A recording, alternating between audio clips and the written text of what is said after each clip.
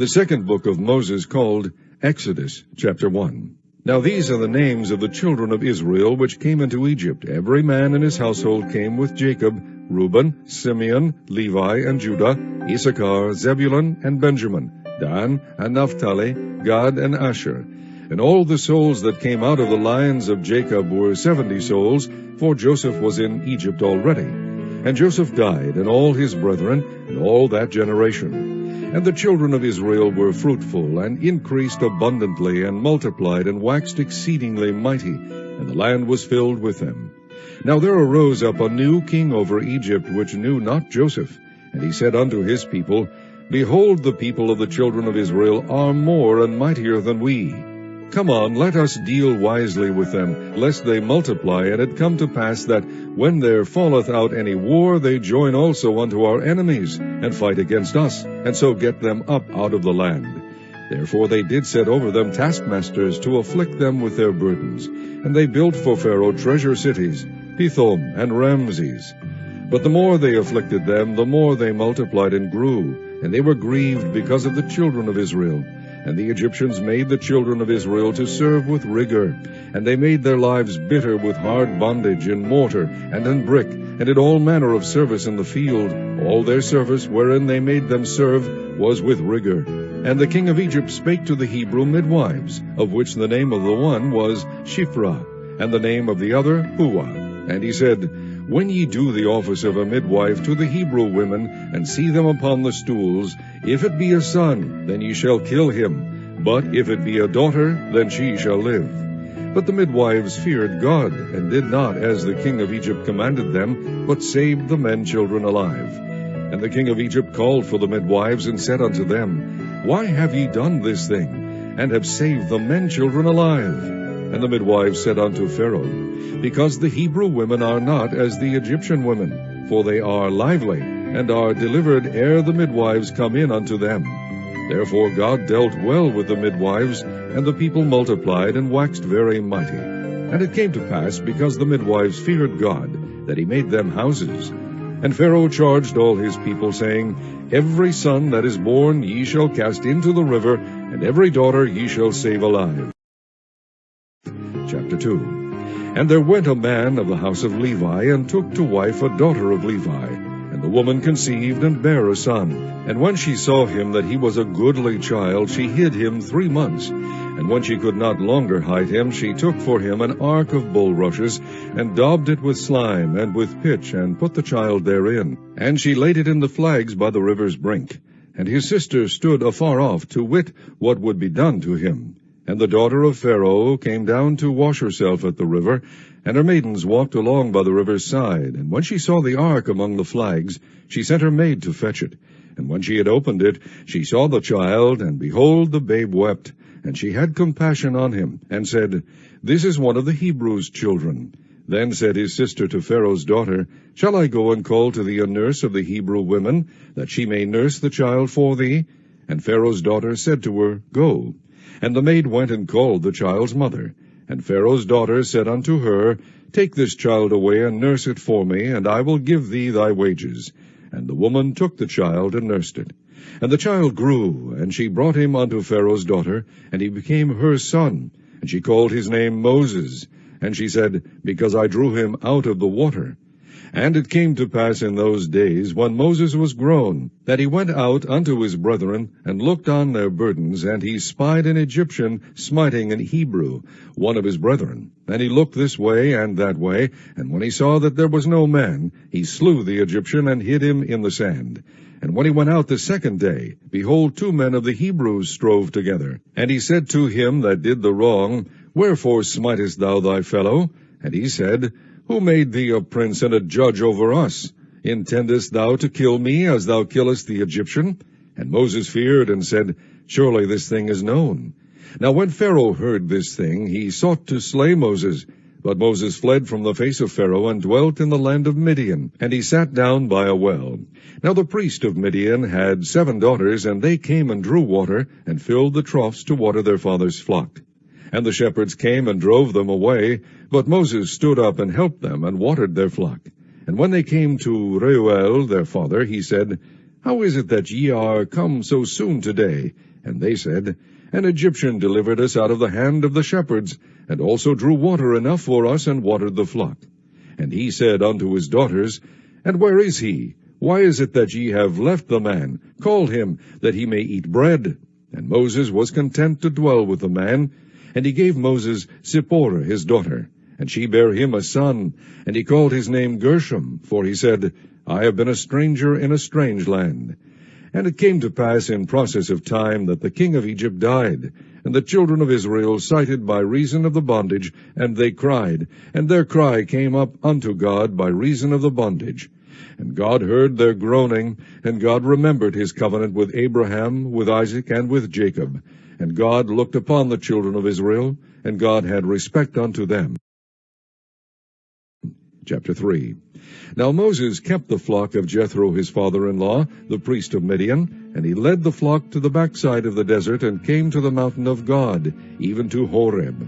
And the angel of the Lord appeared unto him in a flame of fire out of the midst of a bush.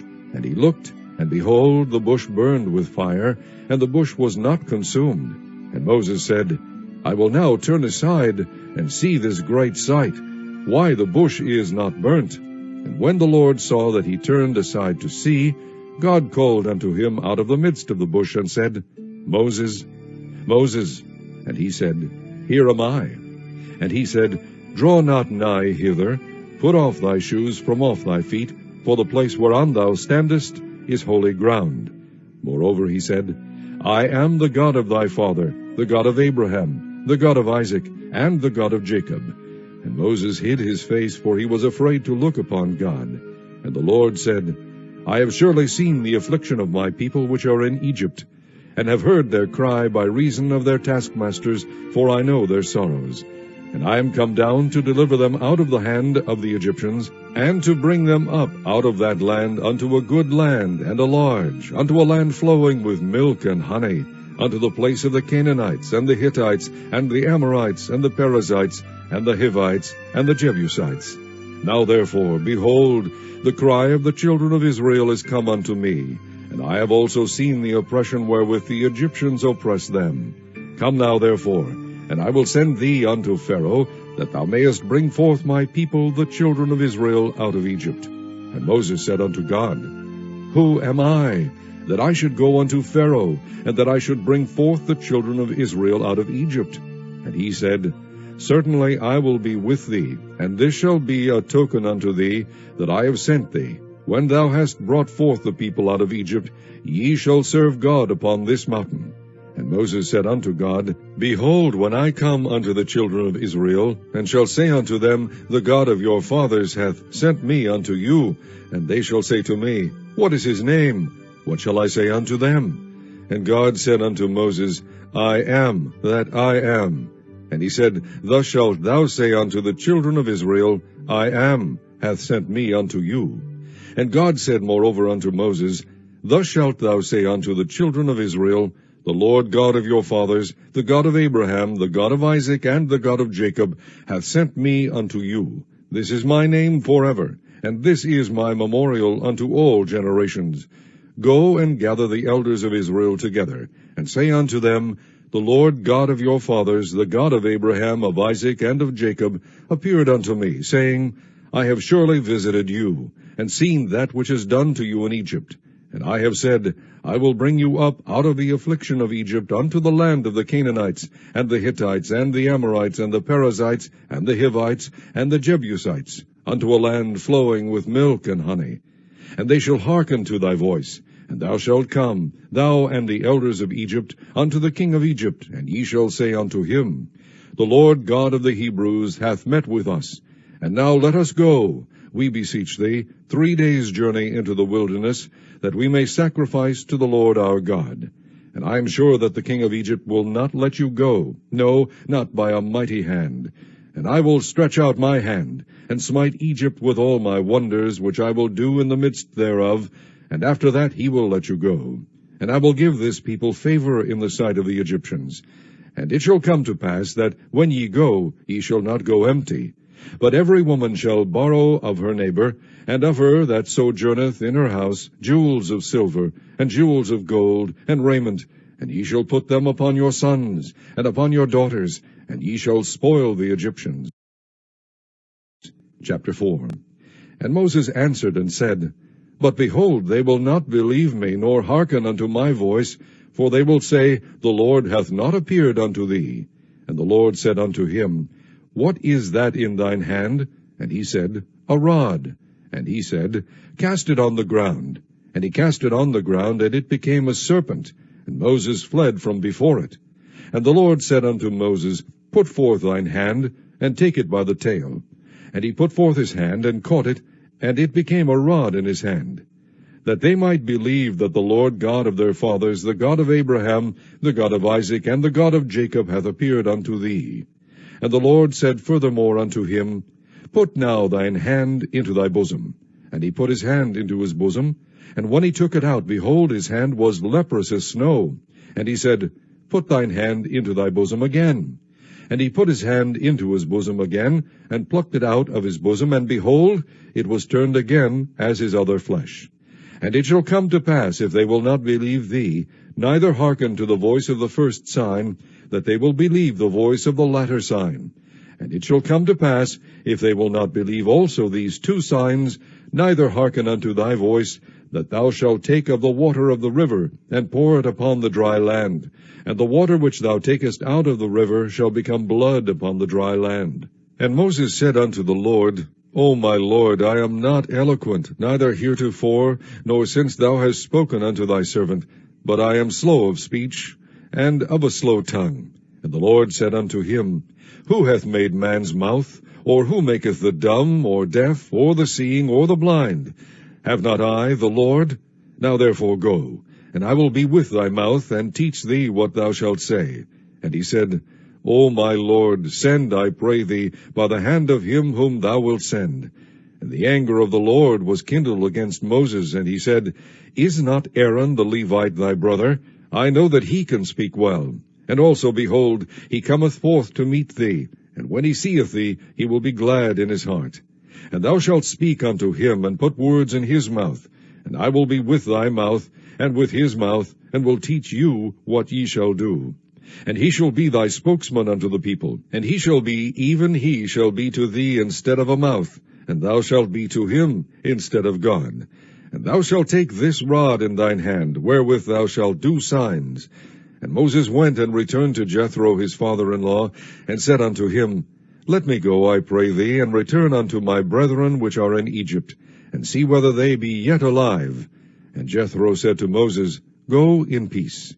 And the Lord said unto Moses in Midian, Go, return into Egypt, for all the men are dead which sought thy life.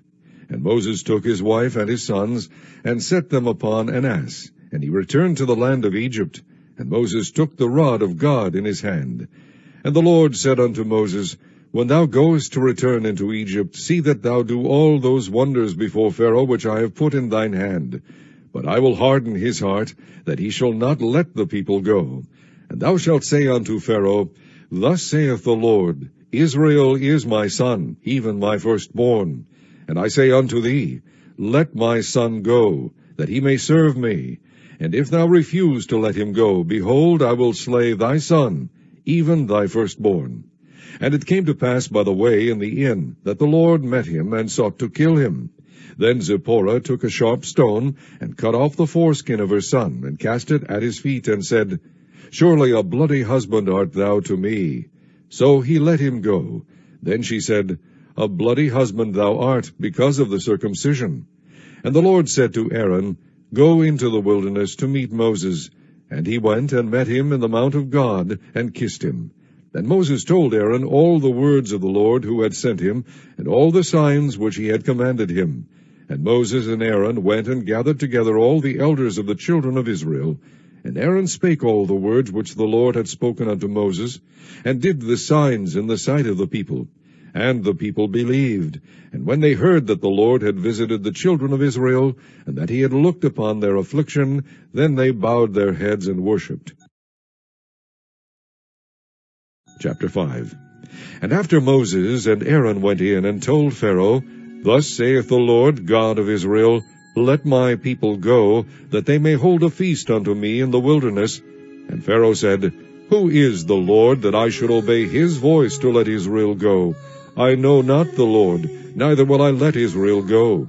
And they said, The God of the Hebrews hath met with us. Let us go, we pray thee, 3 days' journey into the desert, and sacrifice unto the Lord our God, lest he fall upon us with pestilence or with the sword. And the king of Egypt said unto them, Wherefore do ye, Moses and Aaron, let the people from their works get you unto your burdens? And Pharaoh said, Behold, the people of the land now are many, and ye make them rest from their burdens. And Pharaoh commanded the same day the taskmasters of the people and their officers, saying, Ye shall no more give the people straw to make brick, as heretofore. Let them go and gather straw for themselves. And the tale of the bricks which they did make heretofore ye shall lay upon them. Ye shall not diminish aught thereof, for they be idle. Therefore they cry, saying, Let us go and sacrifice to our God. Let there be more work be laid upon the men, that they may labor therein, and let them not regard vain words. And the taskmasters of the people went out, and their officers, and they spake to the people, saying, Thus saith Pharaoh, I will not give you straw. Go ye, get you straw where ye can find it, yet not aught of your work shall be diminished. So the people were scattered abroad throughout the land of Egypt, to gather stubble instead of straw. And the taskmasters hasted them, saying, Fulfill your works, your daily tasks, as when there was straw. And the officers of the children of Israel, which Pharaoh's taskmasters had set over them, were beaten, and demanded, Wherefore have ye not fulfilled your task in making brick both yesterday and today, as heretofore? Then the officers of the children of Israel came and cried unto Pharaoh, saying, Wherefore dealest thou thus with thy servants? There is no straw given unto thy servants, and they say to us, Make brick. And behold, thy servants are beaten, but the fault is in thine own people. But he said, Ye are idle, ye are idle. Therefore ye say, Let us go and do sacrifice to the Lord. Go therefore now and work, for there shall no straw be given you, yet shall ye deliver the tale of bricks. And the officers of the children of Israel did see that they were in evil case, after it was said, Ye shall not minish aught from your bricks of your daily task. And they met Moses and Aaron, who stood in the way, as they came forth from Pharaoh. And they said unto them, The Lord look upon you, and judge, because ye have made our savor to be abhorred in the eyes of Pharaoh, and in the eyes of his servants, to put a sword in their hand to slay us. And Moses returned unto the Lord, and said, Lord, wherefore hast thou so evil entreated this people? Why is it that thou hast sent me? For since I came to Pharaoh to speak in thy name, he hath done evil to this people, neither hast thou delivered thy people at all. Chapter 6. Then the Lord said unto Moses, Now shalt thou see what I will do to Pharaoh, for with a strong hand shall he let them go, and with a strong hand shall he drive them out of his land. And God spake unto Moses, and said unto him, I am the Lord. And I appeared unto Abraham, unto Isaac, and unto Jacob, by the name of God Almighty. But by my name, Jehovah, was I not known to them. And I have also established my covenant with them, to give them the land of Canaan, the land of their pilgrimage, wherein they were strangers. And I have also heard the groaning of the children of Israel, whom the Egyptians keep in bondage, and I have remembered my covenant. Wherefore say unto the children of Israel, I am the Lord, and I will bring you out from under the burdens of the Egyptians, and I will rid you out of their bondage, and I will redeem you with a stretched out arm, and with great judgments. And I will take you to me for a people, and I will be to you a God. And ye shall know that I am the Lord your God, which bringeth you out from under the burdens of the Egyptians. And I will bring you in unto the land, concerning the which I did swear to give it to Abraham, to Isaac, and to Jacob, and I will give it you for an heritage. I am the Lord. And Moses spake so unto the children of Israel, but they hearkened not unto Moses for anguish of spirit, and for cruel bondage. And the Lord spake unto Moses, saying, Go in, speak unto Pharaoh king of Egypt, that he let the children of Israel go out of his land. And Moses spake before the Lord, saying, Behold, the children of Israel have not hearkened unto me. How then shall Pharaoh hear me, who am of uncircumcised lips? And the Lord spake unto Moses and unto Aaron, and gave them a charge unto the children of Israel, and unto Pharaoh king of Egypt, to bring the children of Israel out of the land of Egypt. These be the heads of their fathers' houses, the sons of Reuben, the firstborn of Israel, Hanoch, and Palu, Hezron, and Carmi. These be the families of Reuben. And the sons of Simeon, Jemuel, and Jamin, and Ohad, and Jachin, and Zohar, and Shaul, the son of a Canaanitish woman. These are the families of Simeon. And these are the names of the sons of Levi according to their generations, Gershon, and Kohath, and Merari. And the years of the life of Levi were 137 years. The sons of Gershon, Libni, and Shimei, according to their families. And the sons of Kohath, Amram, and Ishar, and Hebron, and Uzziel. And the years of the life of Kohath were 133 years. And the sons of Merari, Mahali, and Mushi. These are the families of Levi according to their generations. And Amram took him Jochebed, his father's sister, to wife, and she bare him Aaron and Moses. And the years of the life of Amram were 137 years. And the sons of Ishar, Korah, and Nepheg, and Zichri. And the sons of Uzziel, Mishael, and Elzaphan, and Zithri. And Aaron took him Elisheba, daughter of Aminadab, sister of Naashon, to wife. And she bare him Nadab, and Abihu, Eleazar, and Ithamar. And the sons of Korah, Asir, and Elkanah, and Abiasaph. These are the families of the Korhites. And Eleazar, Aaron's son, took him one of the daughters of Putiel to wife, and she bare him Phinehas. These are the heads of the fathers of the Levites according to their families. These are that Aaron and Moses, to whom the Lord said, Bring out the children of Israel from the land of Egypt according to their armies. These are they which spake to Pharaoh king of Egypt, to bring out the children of Israel from Egypt. These are that Moses and Aaron. And it came to pass on the day when the Lord spake unto Moses in the land of Egypt, that the Lord spake unto Moses, saying, I am the Lord. Speak thou unto Pharaoh king of Egypt all that I say unto thee. And Moses said before the Lord, Behold, I am of uncircumcised lips, and how shall Pharaoh hearken unto me? Chapter 7. And the Lord said unto Moses, See, I have made thee a god to Pharaoh, and Aaron thy brother shall be thy prophet. Thou shalt speak all that I command thee, and Aaron thy brother shall speak unto Pharaoh, that he send the children of Israel out of his land. And I will harden Pharaoh's heart, and multiply my signs and my wonders in the land of Egypt. But Pharaoh shall not hearken unto you, that I may lay my hand upon Egypt, and bring forth mine armies, and my people the children of Israel, out of the land of Egypt by great judgments. And the Egyptians shall know that I am the Lord, when I stretch forth mine hand upon Egypt, and bring out the children of Israel from among them. And Moses and Aaron did as the Lord commanded them, so did they. And Moses was 80 years old, and Aaron 83 years old, when they spake unto Pharaoh. And the Lord spake unto Moses and unto Aaron, saying, When Pharaoh shall speak unto you, saying, Shew a miracle for you, then thou shalt say unto Aaron, Take thy rod, and cast it before Pharaoh, and it shall become a serpent. And Moses and Aaron went in unto Pharaoh, and they did so as the Lord had commanded. And Aaron cast down his rod before Pharaoh and before his servants, and it became a serpent. Then Pharaoh also called the wise men and the sorcerers. Now the magicians of Egypt, they also did in like manner with their enchantments. For they cast down every man his rod, and they became serpents. But Aaron's rod swallowed up their rods. And he hardened Pharaoh's heart, that he hearkened not unto them, as the Lord had said. And the Lord said unto Moses, Pharaoh's heart is hardened, he refuseth to let the people go. Get thee unto Pharaoh in the morning. Lo, he goeth out unto the water, and thou shalt stand by the river's brink against he come. And the rod which was turned to a serpent shalt thou take in thine hand. And thou shalt say unto him, The Lord God of the Hebrews hath sent me unto thee, saying, Let my people go, that they may serve me in the wilderness. And behold, hitherto thou wouldest not hear.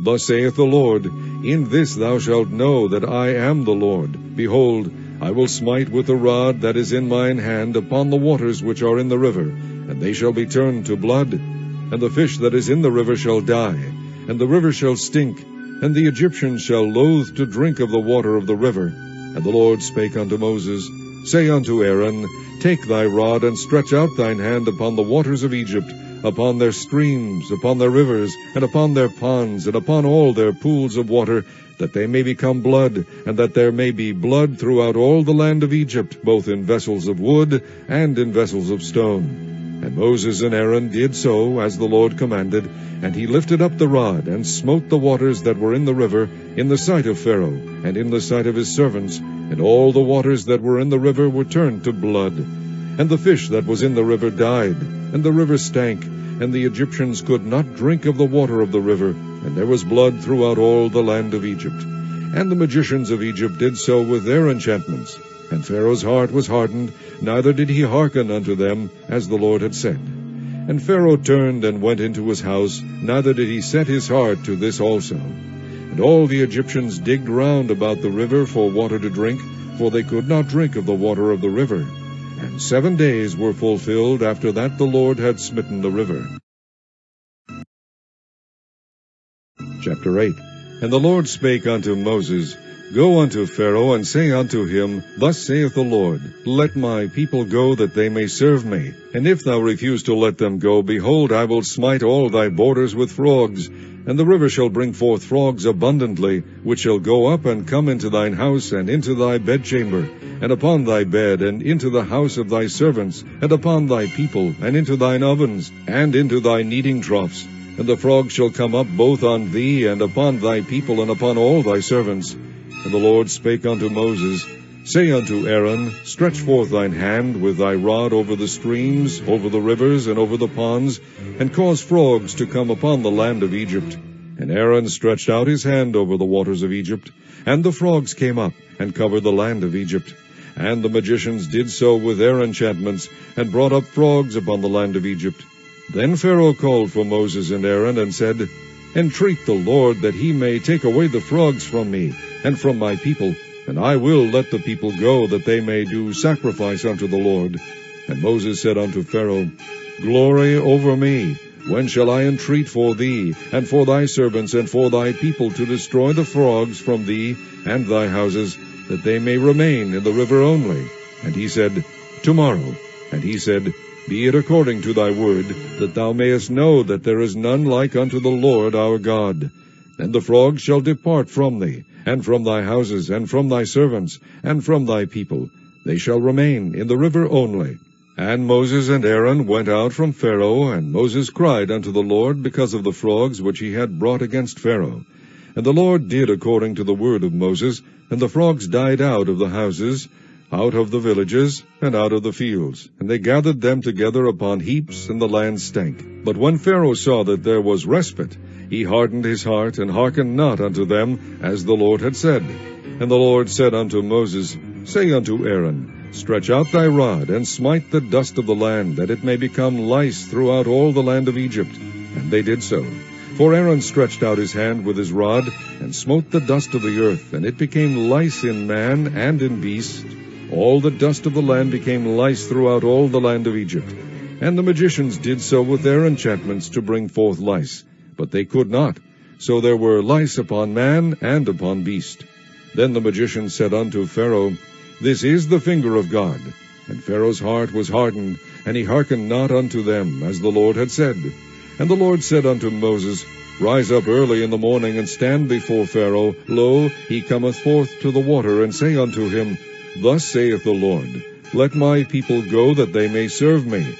Else if thou wilt not let my people go, behold, I will send swarms of flies upon thee, and upon thy servants, and upon thy people, and into thy houses, and the houses of the Egyptians shall be full of swarms of flies, and also the ground whereon they are. And I will sever in that day the land of Goshen, in which my people dwell, that no swarms of flies shall be there, to the end thou mayest know that I am the Lord in the midst of the earth. And I will put a division between my people and thy people. Tomorrow shall this sign be.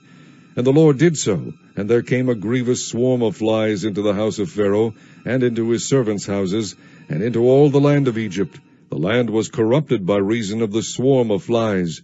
And Pharaoh called for Moses and for Aaron, and said, Go ye, sacrifice to your God in the land. And Moses said, It is not meet so to do, for we shall sacrifice the abomination of the Egyptians to the Lord our God.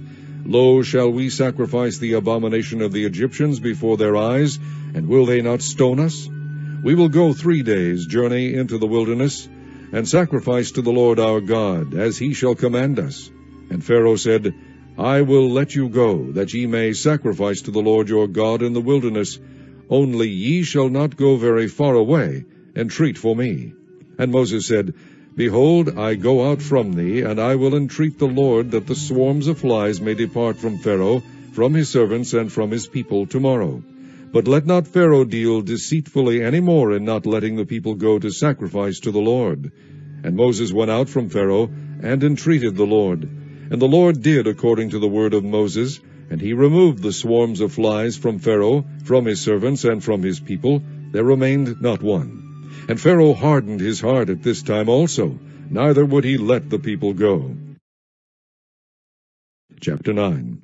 Then the Lord said unto Moses, Go in unto Pharaoh, and tell him, Thus saith the Lord God of the Hebrews, Let my people go, that they may serve me. For if thou refuse to let them go, and wilt hold them still, behold, the hand of the Lord is upon thy cattle which is in the field, upon the horses, upon the asses, upon the camels, upon the oxen, and upon the sheep. There shall be a very grievous murrain. And the Lord shall sever between the cattle of Israel and the cattle of Egypt, and there shall nothing die of all that is the children's of Israel. And the Lord appointed a set time, saying, Tomorrow the Lord shall do this thing in the land. And the Lord did that thing on the morrow, and all the cattle of Egypt died, but of the cattle of the children of Israel died not one. And Pharaoh sent, and behold, there was not one of the cattle of the Israelites dead. And the heart of Pharaoh was hardened, and he did not let the people go. And the Lord said unto Moses and unto Aaron, Take to you handfuls of ashes of the furnace, and let Moses sprinkle it toward the heaven in the sight of Pharaoh, and it shall become small dust in all the land of Egypt, and shall be a boil breaking forth with blains upon man and upon beast throughout all the land of Egypt. And they took ashes of the furnace, and stood before Pharaoh, and Moses sprinkled it up toward heaven, and it became a boil breaking forth with blains upon man and upon beast. And the magicians could not stand before Moses because of the boils, for the boil was upon the magicians, and upon all the Egyptians. And the Lord hardened the heart of Pharaoh, and he hearkened not unto them, as the Lord had spoken unto Moses. And the Lord said unto Moses, Rise up early in the morning, and stand before Pharaoh, and say unto him, Thus saith the Lord God of the Hebrews, Let my people go, that they may serve me. For I will at this time send all my plagues upon thine heart, and upon thy servants, and upon thy people, that thou mayest know that there is none like me in all the earth. For now I will stretch out my hand, that I may smite thee and thy people with pestilence, and thou shalt be cut off from the earth. And in very deed for this cause have I raised thee up, for to shew in thee my power, and that my name may be declared throughout all the earth. As yet exaltest thou thyself against my people, that thou wilt not let them go. Behold, tomorrow about this time I will cause it to rain a very grievous hail, such as hath not been in Egypt since the foundation thereof even until now. Send therefore now, and gather thy cattle, and all that thou hast in the field, for upon every man and beast which shall be found in the field, and shall not be brought home, the hail shall come down upon them, and they shall die. He that feared the word of the Lord among the servants of Pharaoh made his servants and his cattle flee into the houses. And he that regarded not the word of the Lord left his servants and his cattle in the field. And the Lord said unto Moses, Stretch forth thine hand toward heaven, that there may be hail in all the land of Egypt, upon man, and upon beast, and upon every herb of the field, throughout the land of Egypt. And Moses stretched forth his rod toward heaven, and the Lord sent thunder and hail, and the fire ran along upon the ground, and the Lord rained hail upon the land of Egypt.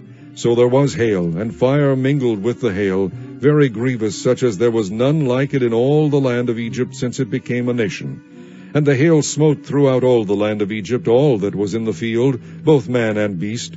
And the hail smote every herb of the field, and brake every tree of the field. Only in the land of Goshen, where the children of Israel were, was there no hail.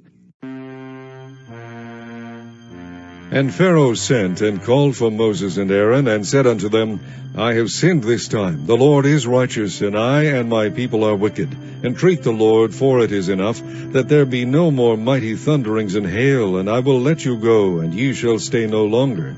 And Moses said unto him, As soon as I am gone out of the city, I will spread abroad my hands unto the Lord, and the thunder shall cease, neither shall there be any more hail, that thou mayest know how that the earth is the Lord's. But as for thee and thy servants, I know that ye will not yet fear the Lord God. And the flax and the barley were smitten, for the barley was in the ear, and the flax was bold. But the wheat and the rye were not smitten, for they were not grown up. And Moses went out of the city from Pharaoh, and spread abroad his hands unto the Lord. And the thunders and hail ceased, and the rain was not poured upon the earth. And when Pharaoh saw that the rain and the hail and the thunders were ceased, he sinned yet more, and hardened his heart, he and his servants. And the heart of Pharaoh was hardened, neither would he let the children of Israel go, as the Lord had spoken by Moses. Chapter 10. And the Lord said unto Moses, Go in unto Pharaoh, for I have hardened his heart, and the heart of his servants, that I might shew these my signs before him, and that thou mayest tell in the ears of thy son, and of thy son's sons, what things I have wrought in Egypt, and my signs which I have done among them, that ye may know how that I am the Lord. And Moses and Aaron came in unto Pharaoh, and said unto him, Thus saith the Lord God of the Hebrews, How long wilt thou refuse to humble thyself before me? Let my people go, that they may serve me. Else if thou refuse to let my people go, behold, tomorrow will I bring the locusts into thy coast, and they shall cover the face of the earth, that one cannot be able to see the earth, and they shall eat the residue of that which is escaped, which remaineth unto you from the hail, and shall eat every tree which groweth for you out of the field. And they shall fill thy houses, and the houses of all thy servants, and the houses of all the Egyptians, which neither thy fathers nor thy fathers' fathers have seen, since the day that they were upon the earth unto this day. And he turned himself and went out from Pharaoh. And Pharaoh's servants said unto him, How long shall this man be a snare unto us? Let the men go, that they may serve the Lord their God. Knowest thou not yet that Egypt is destroyed? And Moses and Aaron were brought again unto Pharaoh, and he said unto them, Go, serve the Lord your God. But who are they that shall go? And Moses said, We will go with our young and with our old, with our sons and with our daughters, with our flocks and with our herds we will go, for we must hold a feast unto the Lord. And he said unto them, Let the Lord be so with you, as I will let you go, and your little ones, look to it, for evil is before you. Not so. Go now ye that are men, and serve the Lord, for that ye did desire. And they were driven out from Pharaoh's presence. And the Lord said unto Moses, Stretch out thine hand over the land of Egypt for the locusts, that they may come up upon the land of Egypt, and eat every herb of the land, even all that the hail hath left. And Moses stretched forth his rod over the land of Egypt, and the Lord brought an east wind upon the land all that day, and all that night, and when it was morning, the east wind brought the locusts. And the locusts went up over all the land of Egypt, and rested in all the coasts of Egypt. Very grievous were they. Before them there were no such locusts as they, neither after them shall be such. For they covered the face of the whole earth, so that the land was darkened. And they did eat every herb of the land, and all the fruit of the trees which the hail had left. And there remained not any green thing in the trees, or in the herbs of the field, through all the land of Egypt. Then Pharaoh called for Moses and Aaron in haste, and he said, I have sinned against the Lord your God, and against you. Now therefore forgive, I pray thee, my sin only this once, and entreat the Lord your God, that he may take away from me this death only. And he went out from Pharaoh, and entreated the Lord. And the Lord turned a mighty strong west wind, which took away the locusts, and cast them into the Red Sea. There remained not one locust in all the coasts of Egypt. But the Lord hardened Pharaoh's heart, so that he would not let the children of Israel go. And the Lord said unto Moses, Stretch out thine hand toward heaven, that there may be darkness over the land of Egypt, even darkness which may be felt. And Moses stretched forth his hand toward heaven, and there was a thick darkness in all the land of Egypt 3 days. They saw not one another, neither rose any from his place for 3 days. But all the children of Israel had light in their dwellings. And Pharaoh called unto Moses, and said, Go ye, serve the Lord, only let your flocks and your herds be stayed, let your little ones also go with you. And Moses said, Thou must give us also sacrifices and burnt offerings, that we may sacrifice unto the Lord our God. Our cattle also shall go with us. There shall not be an hoof be left behind. For thereof must we take to serve the Lord our God, and we know not with what we must serve the Lord until we come thither. But the Lord hardened Pharaoh's heart, and he would not let them go. And Pharaoh said unto him, Get thee from me, take heed to thyself, see my face no more, for in that day thou seest my face, thou shalt die. And Moses said, Thou hast spoken well, I will see thy face again no more. Chapter 11. And the Lord said unto Moses, Yet will I bring one plague more upon Pharaoh and upon Egypt. Afterwards he will let you go hence. When he shall let you go, he shall surely thrust you out hence altogether. Speak now in the ears of the people, and let every man borrow of his neighbor, and every woman of her neighbor, jewels of silver and jewels of gold. And the Lord gave the people favor in the sight of the Egyptians. Moreover, the man Moses was very great in the land of Egypt, in the sight of Pharaoh's servants, and in the sight of the people. And Moses said, Thus saith the Lord, About midnight will I go out into the midst of Egypt, and all the firstborn in the land of Egypt shall die, from the firstborn of Pharaoh that sitteth upon his throne, even unto the firstborn of the maidservant that is behind the mill, and all the firstborn of beasts.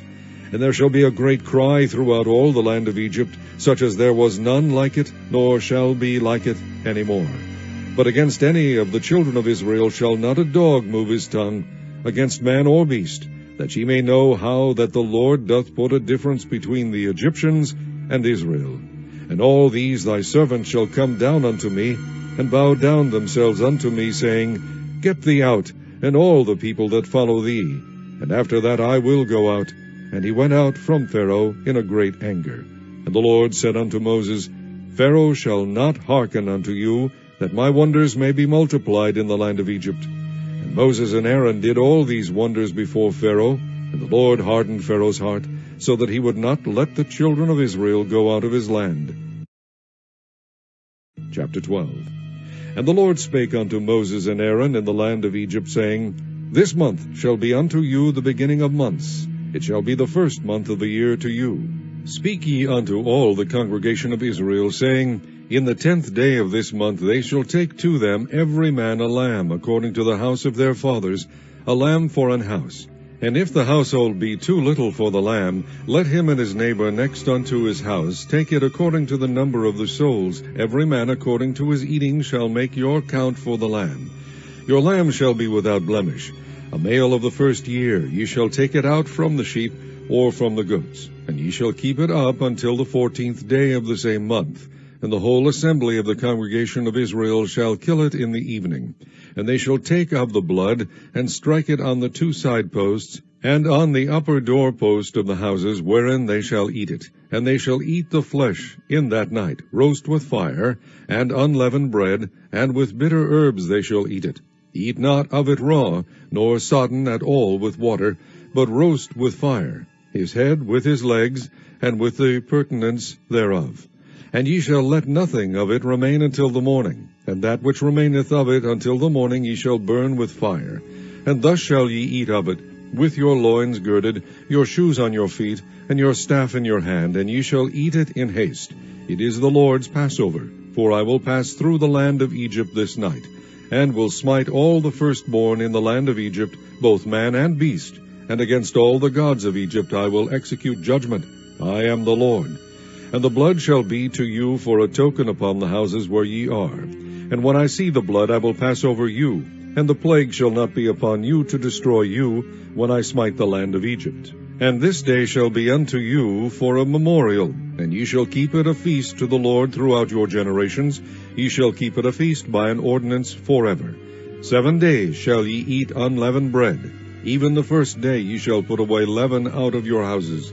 For whosoever eateth leavened bread from the first day until the 7th day, that soul shall be cut off from Israel. And in the first day there shall be an holy convocation, and in the 7th day there shall be an holy convocation to you.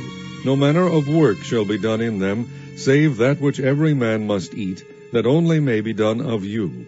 And ye shall observe the feast of unleavened bread, for in this selfsame day have I brought your armies out of the land of Egypt. Therefore shall ye observe this day in your generations by an ordinance forever.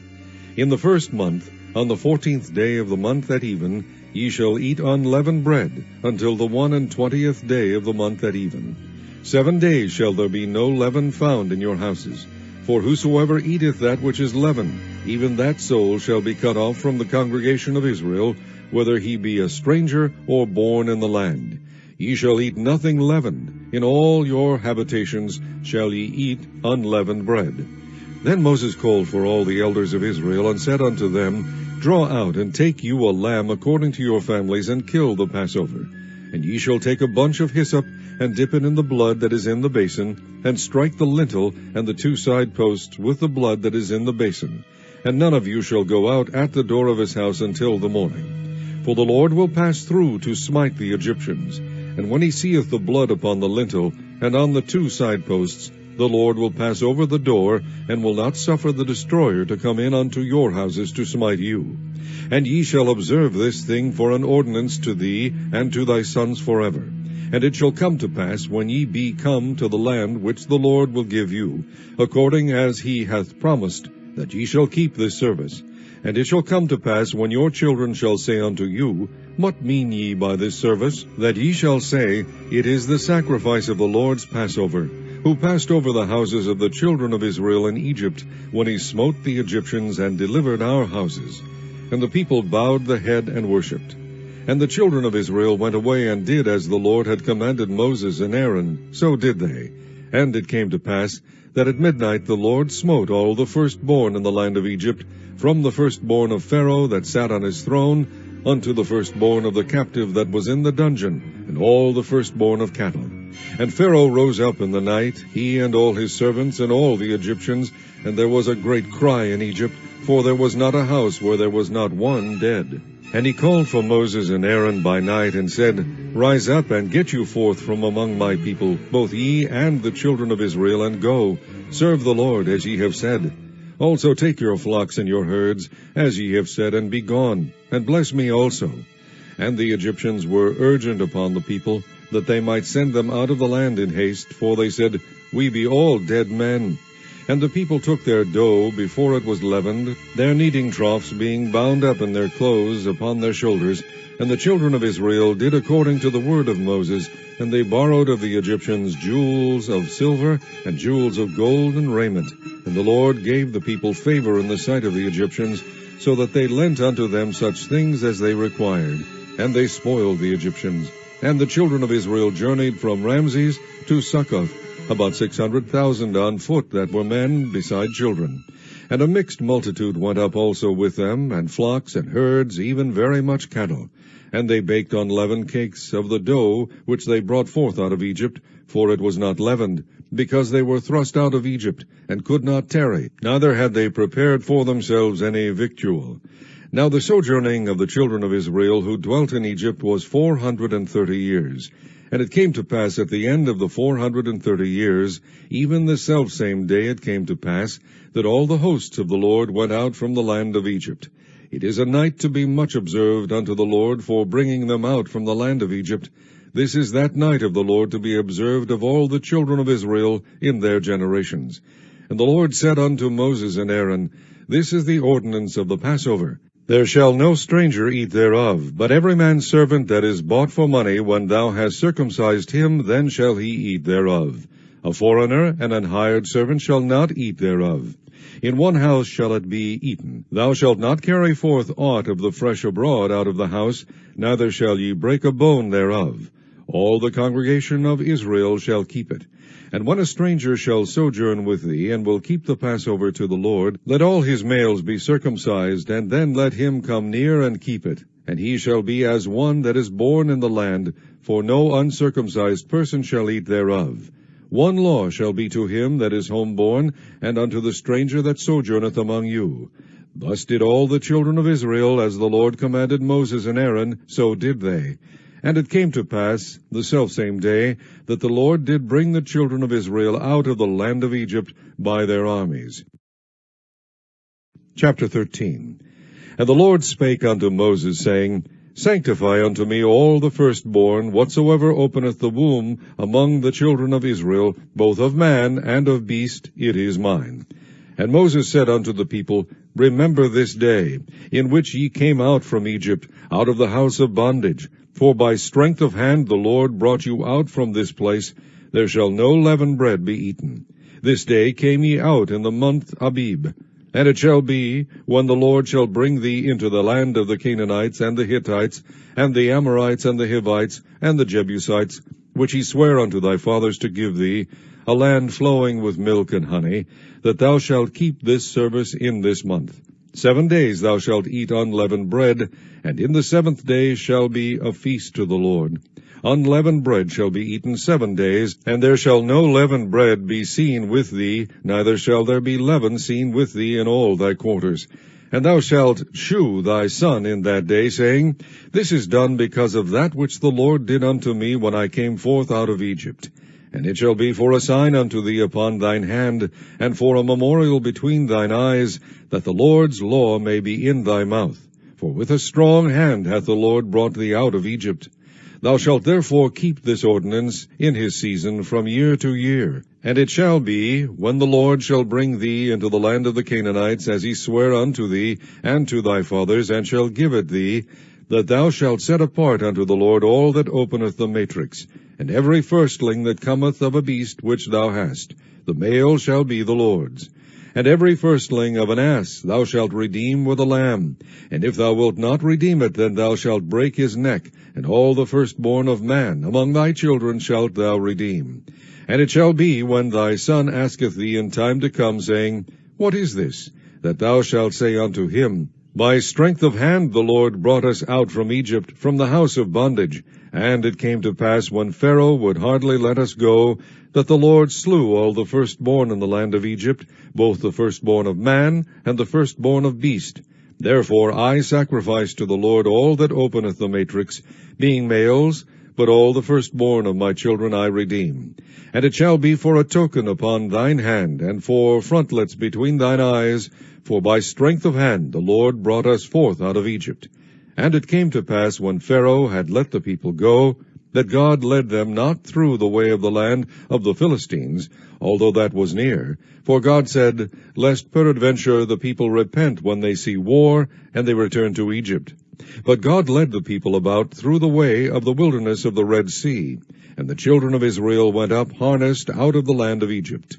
And Moses took the bones of Joseph with him, for he had straitly sworn the children of Israel, saying, God will surely visit you, and ye shall carry up my bones away hence with you. And they took their journey from Succoth, and encamped in Etham, in the edge of the wilderness. And the Lord went before them by day in a pillar of a cloud, to lead them the way, and by night in a pillar of fire, to give them light, to go by day and night. He took not away the pillar of the cloud by day, nor the pillar of fire by night, from before the people. Chapter 14. And the Lord spake unto Moses, saying, Speak unto the children of Israel, that they turn and encamp before Pihahiroth, between Migdol and the sea, over against Baal-zephon. Before it shall ye encamp by the sea. For Pharaoh will say of the children of Israel, They are entangled in the land, the wilderness hath shut them in. And I will harden Pharaoh's heart, that he shall follow after them. And I will be honored upon Pharaoh, and upon all his host, that the Egyptians may know that I am the Lord. And they did so. And it was told the king of Egypt that the people fled, and the heart of Pharaoh and of his servants was turned against the people. And they said, Why have we done this, that we have let Israel go from serving us? And he made ready his chariot, and took his people with him. And he took 600 chosen chariots, and all the chariots of Egypt, and captains over every one of them. And the Lord hardened the heart of Pharaoh, king of Egypt, and he pursued after the children of Israel. And the children of Israel went out with an high hand. But the Egyptians pursued after them, all the horses and chariots of Pharaoh, and his horsemen, and his army, and overtook them, encamping by the sea, beside Pihahiroth, before Baal-zephon. And when Pharaoh drew nigh, the children of Israel lifted up their eyes, and behold, the Egyptians marched after them, and they were sore afraid. And the children of Israel cried out unto the Lord, and they said unto Moses, Because there were no graves in Egypt, hast thou taken us away to die in the wilderness? Wherefore hast thou dealt thus with us, to carry us forth out of Egypt? Is not this the word that we did tell thee in Egypt, saying, Let us alone, that we may serve the Egyptians? For it had been better for us to serve the Egyptians, than that we should die in the wilderness. And Moses said unto the people, Fear ye not, stand still, and see the salvation of the Lord, which he will shew to you today. For the Egyptians whom ye have seen today, ye shall see them again no more forever. The Lord shall fight for you, and ye shall hold your peace. And the Lord said unto Moses, Wherefore criest thou unto me? Speak unto the children of Israel, that they go forward. But lift thou up thy rod, and stretch out thine hand over the sea, and divide it. And the children of Israel shall go on dry ground through the midst of the sea. And I, behold, I will harden the hearts of the Egyptians, and they shall follow them. And I will get me honor upon Pharaoh, and upon all his host, upon his chariots, and upon his horsemen. And the Egyptians shall know that I am the Lord, when I have gotten me honor upon Pharaoh, upon his chariots, and upon his horsemen. And the angel of God, which went before the camp of Israel, removed, and went behind them. And the pillar of the cloud went from before their face, and stood behind them. And it came between the camp of the Egyptians and the camp of Israel. And it was a cloud and darkness to them. But it gave light by night to these, so that the one came not near the other all the night.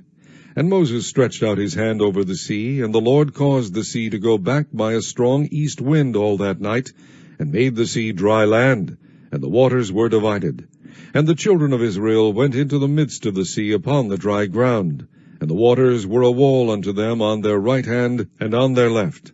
And the Egyptians pursued, and went in after them to the midst of the sea, even all Pharaoh's horses, his chariots, and his horsemen. And it came to pass that in the morning watch the Lord looked unto the host of the Egyptians through the pillar of fire and of the cloud, and troubled the host of the Egyptians, and took off their chariot wheels, that they drave them heavily, so that the Egyptians said, Let us flee from the face of Israel, for the Lord fighteth for them against the Egyptians.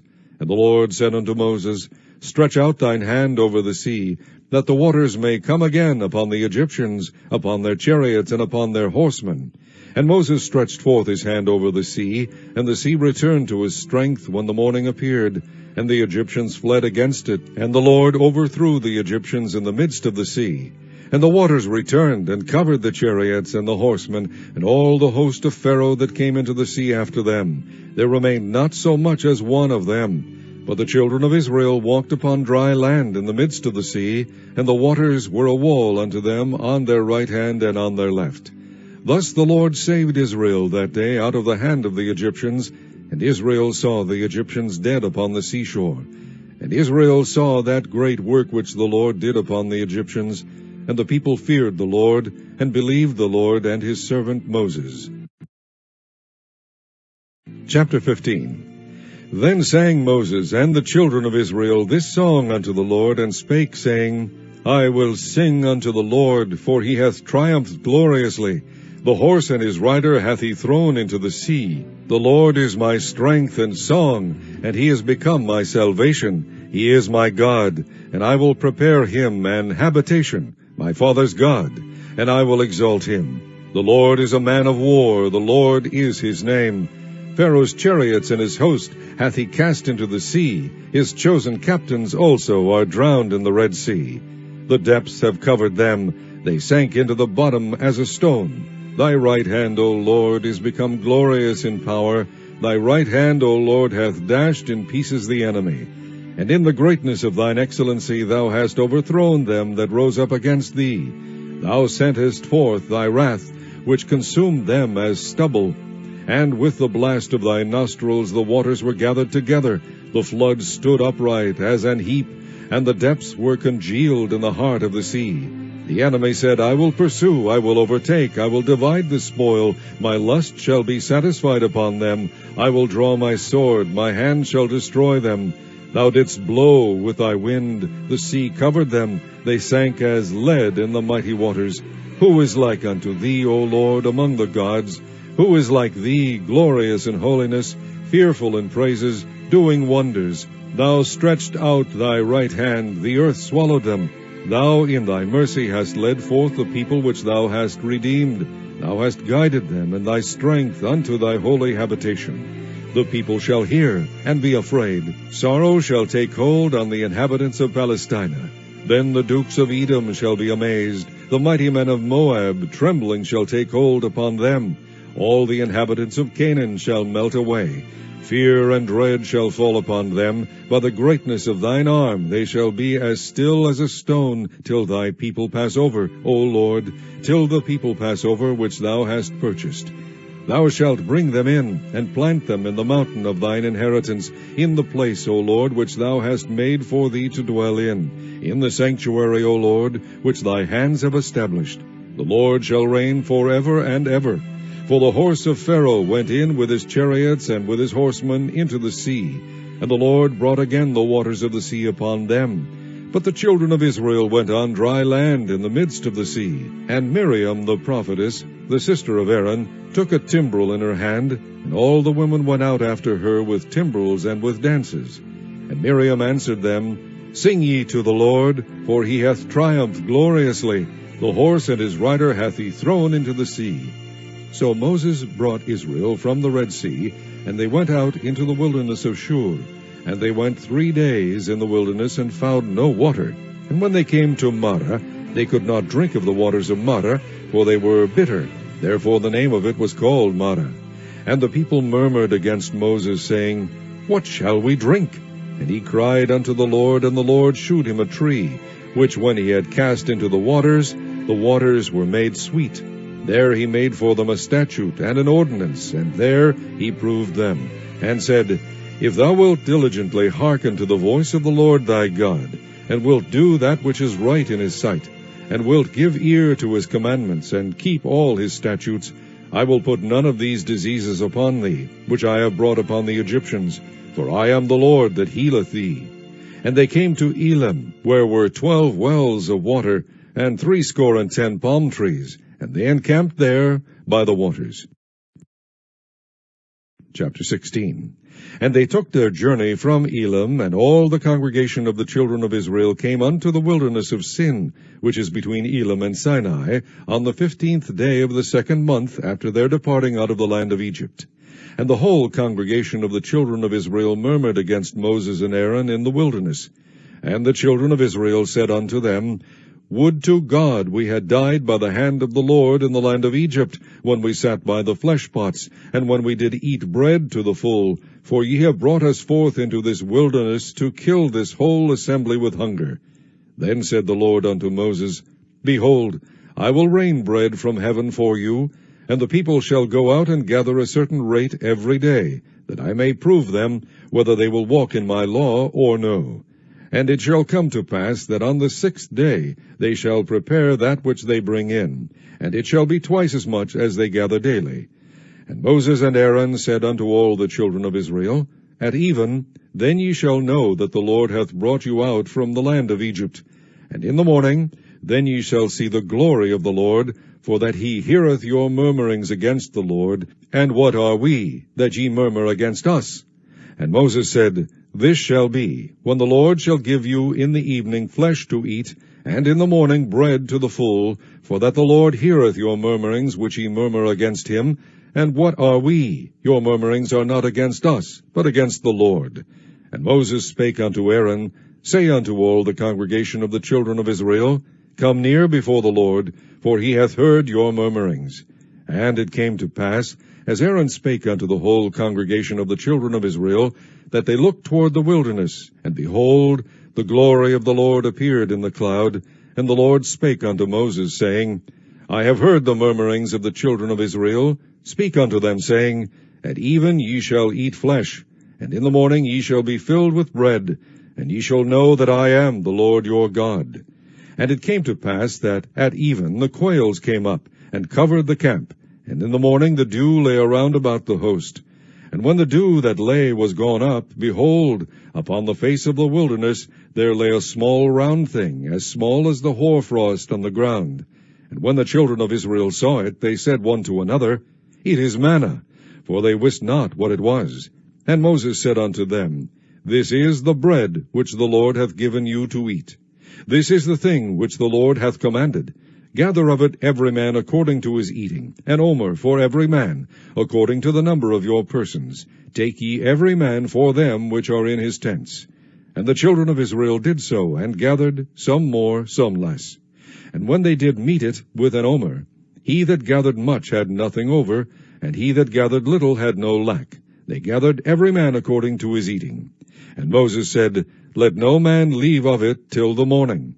Notwithstanding, they hearkened not unto Moses, but some of them left of it until the morning, and it bred worms and stank, and Moses was wroth with them.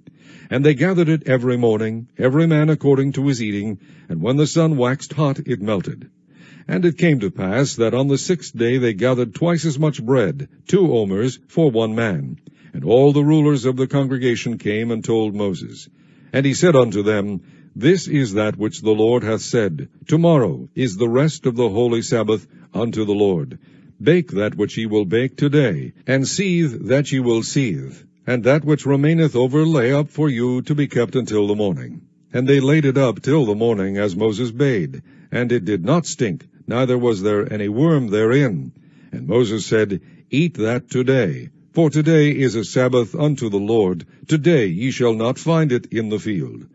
6 days ye shall gather it, but on the 7th day, which is the Sabbath, in it there shall be none. And it came to pass that there went out some of the people on the 7th day for to gather, and they found none. And the Lord said unto Moses, How long refuse ye to keep my commandments and my laws? See, for that the Lord hath given you the Sabbath, therefore he giveth you on the 6th day the bread of 2 days. Abide ye every man in his place, let no man go out of his place on the 7th day. So the people rested on the 7th day. And the house of Israel called the name thereof manna, and it was like coriander seed, white, and the taste of it was like wafers made with honey. And Moses said, This is the thing which the Lord commandeth. Fill an omer of it to be kept for your generations, that they may see the bread wherewith I have fed you in the wilderness, when I brought you forth from the land of Egypt. And Moses said unto Aaron, Take a pot, and put an omer full of manna therein, and lay it up before the Lord to be kept for your generations. As the Lord commanded Moses, so Aaron laid it up before the testimony to be kept. And the children of Israel did eat manna 40 years, until they came to a land inhabited. They did eat manna until they came unto the borders of the land of Canaan. Now an omer is the 10th part of an ephah. Chapter 17.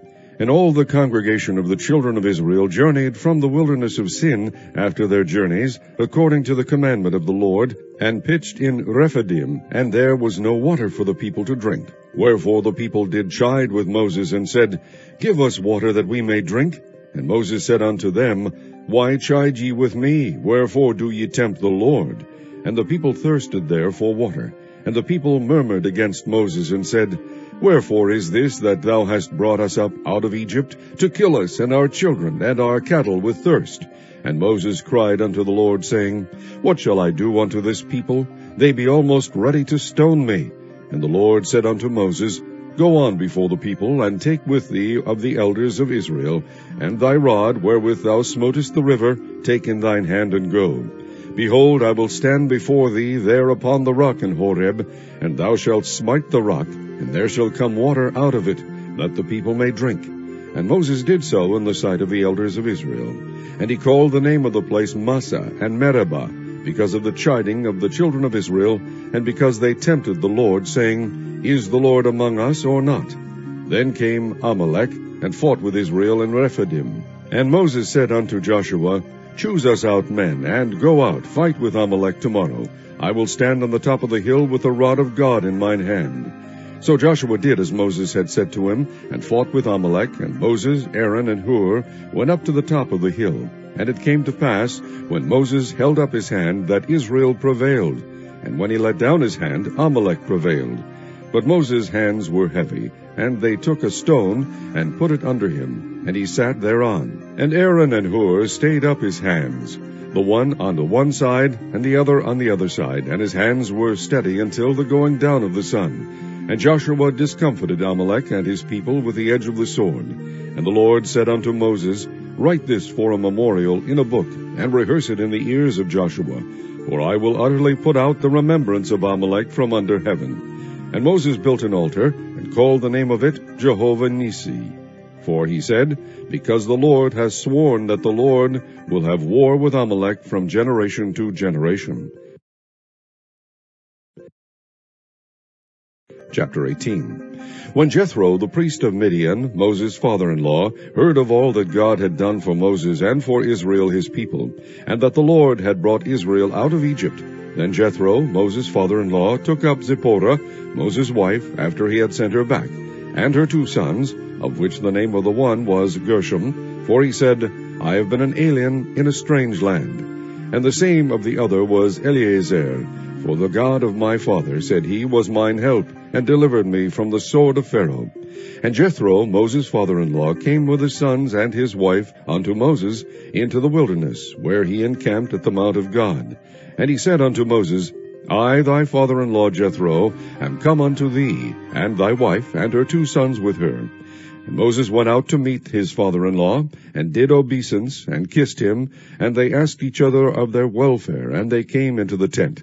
And Moses told his father-in-law all that the Lord had done unto Pharaoh and to the Egyptians for Israel's sake, and all the travail that had come upon them by the way, and how the Lord delivered them.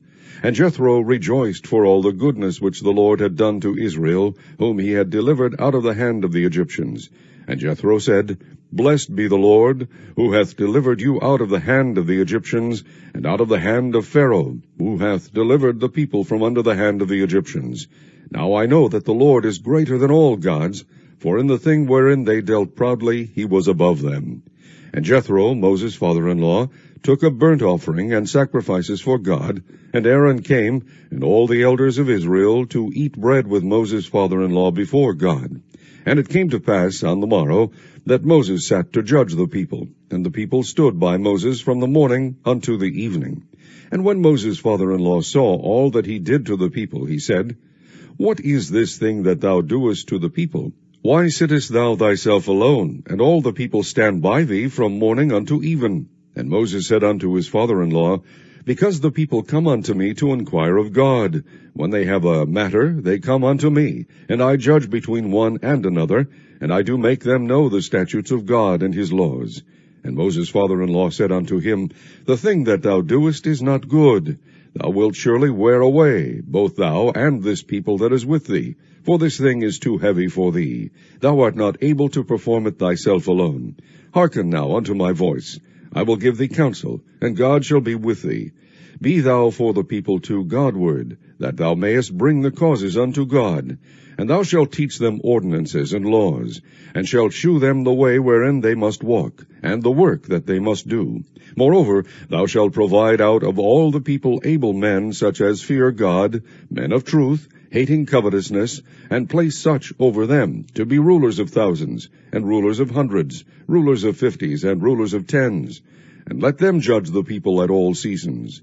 And it shall be that every great matter they shall bring unto thee, but every small matter they shall judge. So shall it be easier for thyself, and they shall bear the burden with thee. If thou shalt do this thing, and God command thee so, then thou shalt be able to endure, and all this people shall also go to their place in peace.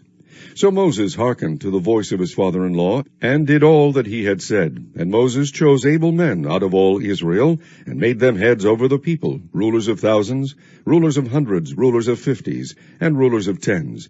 And they judged the people at all seasons. The hard causes they brought unto Moses, but every small matter they judged themselves. And Moses let his father-in-law depart, and he went his way into his own land. Chapter 19. In the 3rd month, when the children of Israel were gone forth out of the land of Egypt, the same day came they into the wilderness of Sinai. For they were departed from Rephidim, and were come to the desert of Sinai, and had pitched in the wilderness. And there Israel camped before the mount. And Moses went up unto God, and the Lord called unto him out of the mountain, saying, Thus shalt thou say to the house of Jacob, and tell the children of Israel, Ye have seen what I did unto the Egyptians, and how I bare you on eagle's wings, and brought you unto myself. Now therefore, If ye will obey my voice indeed, and keep my covenant, then ye shall be a peculiar treasure unto me above all people, for all the earth is mine. And ye shall be unto me a kingdom of priests, and an holy nation. These are the words which thou shalt speak unto the children of Israel. And Moses came and called for the elders of the people, and laid before their faces all these words which the Lord commanded him. And all the people answered together and said, All that the Lord hath spoken we will do. And Moses returned the words of the people unto the Lord. And the Lord said unto Moses, Lo, I come unto thee in a thick cloud, that the people may hear when I speak with thee, and believe thee forever. And Moses told the words of the people unto the Lord. And the Lord said unto Moses, Go unto the people, and sanctify them today and tomorrow, and let them wash their clothes, and be ready against the third day. For the third day the Lord will come down in the sight of all the people upon Mount Sinai. And thou shalt set bounds unto the people round about, saying, Take heed to yourselves that ye go not up into the mount, or touch the border of it. Whosoever toucheth the mount shall be surely put to death. There shall not an hand touch it, but he shall surely be stoned, or shot through. Whether it be beast or man, it shall not live. When the trumpet soundeth long, they shall come up to the mount. And Moses went down from the mount unto the people, and sanctified the people, and they washed their clothes. And he said unto the people, Be ready against the third day, come not at your wives. And it came to pass on the third day in the morning, that there were thunders and lightnings, and a thick cloud upon the mount, and the voice of the trumpet exceeding loud, so that all the people that was in the camp trembled. And Moses brought forth the people out of the camp to meet with God, and they stood at the nether part of the mount. And Mount Sinai was altogether on a smoke, because the Lord descended upon it in fire, and the smoke thereof ascended as the smoke of a furnace, and the whole mount quaked greatly. And when the voice of the trumpet sounded long, and waxed louder and louder, Moses spake, and God answered him by a voice. And the Lord came down upon Mount Sinai, on the top of the mount. And the Lord called Moses up to the top of the mount, and Moses went up. And the Lord said unto Moses, Go down, charge the people, lest they break through unto the Lord to gaze, and many of them perish. And let the priests also, which come near to the Lord, sanctify themselves, lest the Lord break forth upon them. And Moses said unto the Lord, The people cannot come up to Mount Sinai, for thou chargest us, saying, Set bounds about the mount, and sanctify it. And the Lord said unto him, Away, get thee down, and thou shalt come up, thou and Aaron with thee. But let not the priest and the people break through to come up unto the Lord, lest he break forth upon them. So Moses went down unto the people, and spake unto them. Chapter 20. And God spake all these words, saying, I am the Lord thy God, which have brought thee out of the land of Egypt, out of the house of bondage. Thou shalt have no other gods before me. Thou shalt not make unto thee any graven image, or any likeness of anything that is in heaven above, or that is in the earth beneath, or that is in the water under the earth.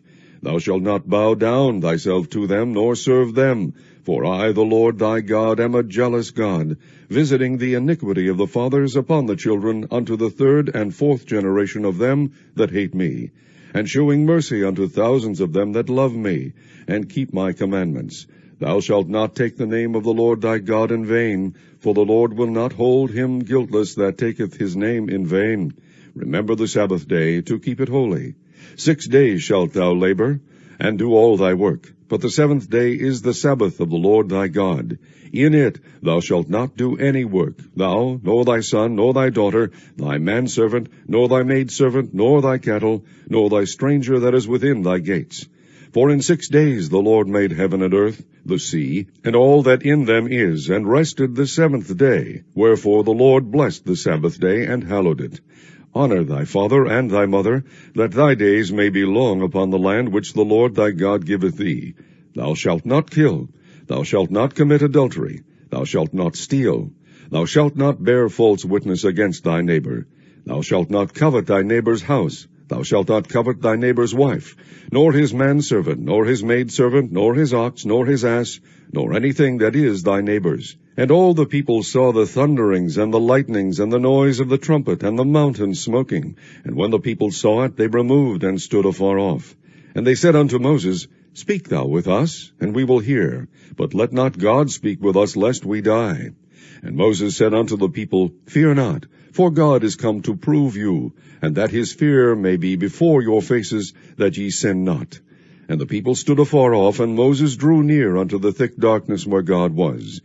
And the Lord said unto Moses, Thus thou shalt say unto the children of Israel, Ye have seen that I have talked with you from heaven. Ye shall not make with me gods of silver, neither shall ye make unto you gods of gold. An altar of earth thou shalt make unto me, and shalt sacrifice thereon thy burnt offerings, and thy peace offerings, thy sheep and thine oxen. In all places where I record my name I will come unto thee, and I will bless thee. And if thou wilt make me an altar of stone, thou shalt not build it of hewn stone, for if thou lift up thy tool upon it, thou hast polluted it. Neither shalt thou go up by steps unto mine altar, that thy nakedness be not discovered thereon. Chapter 21. Now these are the judgments which thou shalt set before them. If thou buy an Hebrew servant, 6 years he shall serve, and in the 7th he shall go out free for nothing. If he came in by himself, he shall go out by himself. If he were married, then his wife shall go out with him. If his master have given him a wife, and she have borne him sons or daughters, the wife and her children shall be her master's, and he shall go out by himself.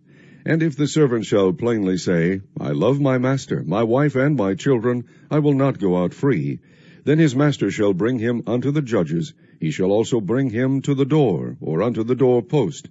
And his master shall bore his ear through with an awl, and he shall serve him forever. And if a man sell his daughter to be a maidservant, she shall not go out, as the men servants do. If she please not her master, who hath betrothed her to himself, then shall he let her be redeemed. To sell her unto a strange nation he shall have no power, seeing he hath dealt deceitfully with her. And if he have betrothed her unto his son, he shall deal with her after the manner of daughters. If he take him another wife, her food, her raiment, and her duty of marriage shall be not diminished. And if he do not these 3 unto her, then shall she go out free without money. He that smiteth a man so that he die shall be surely put to death.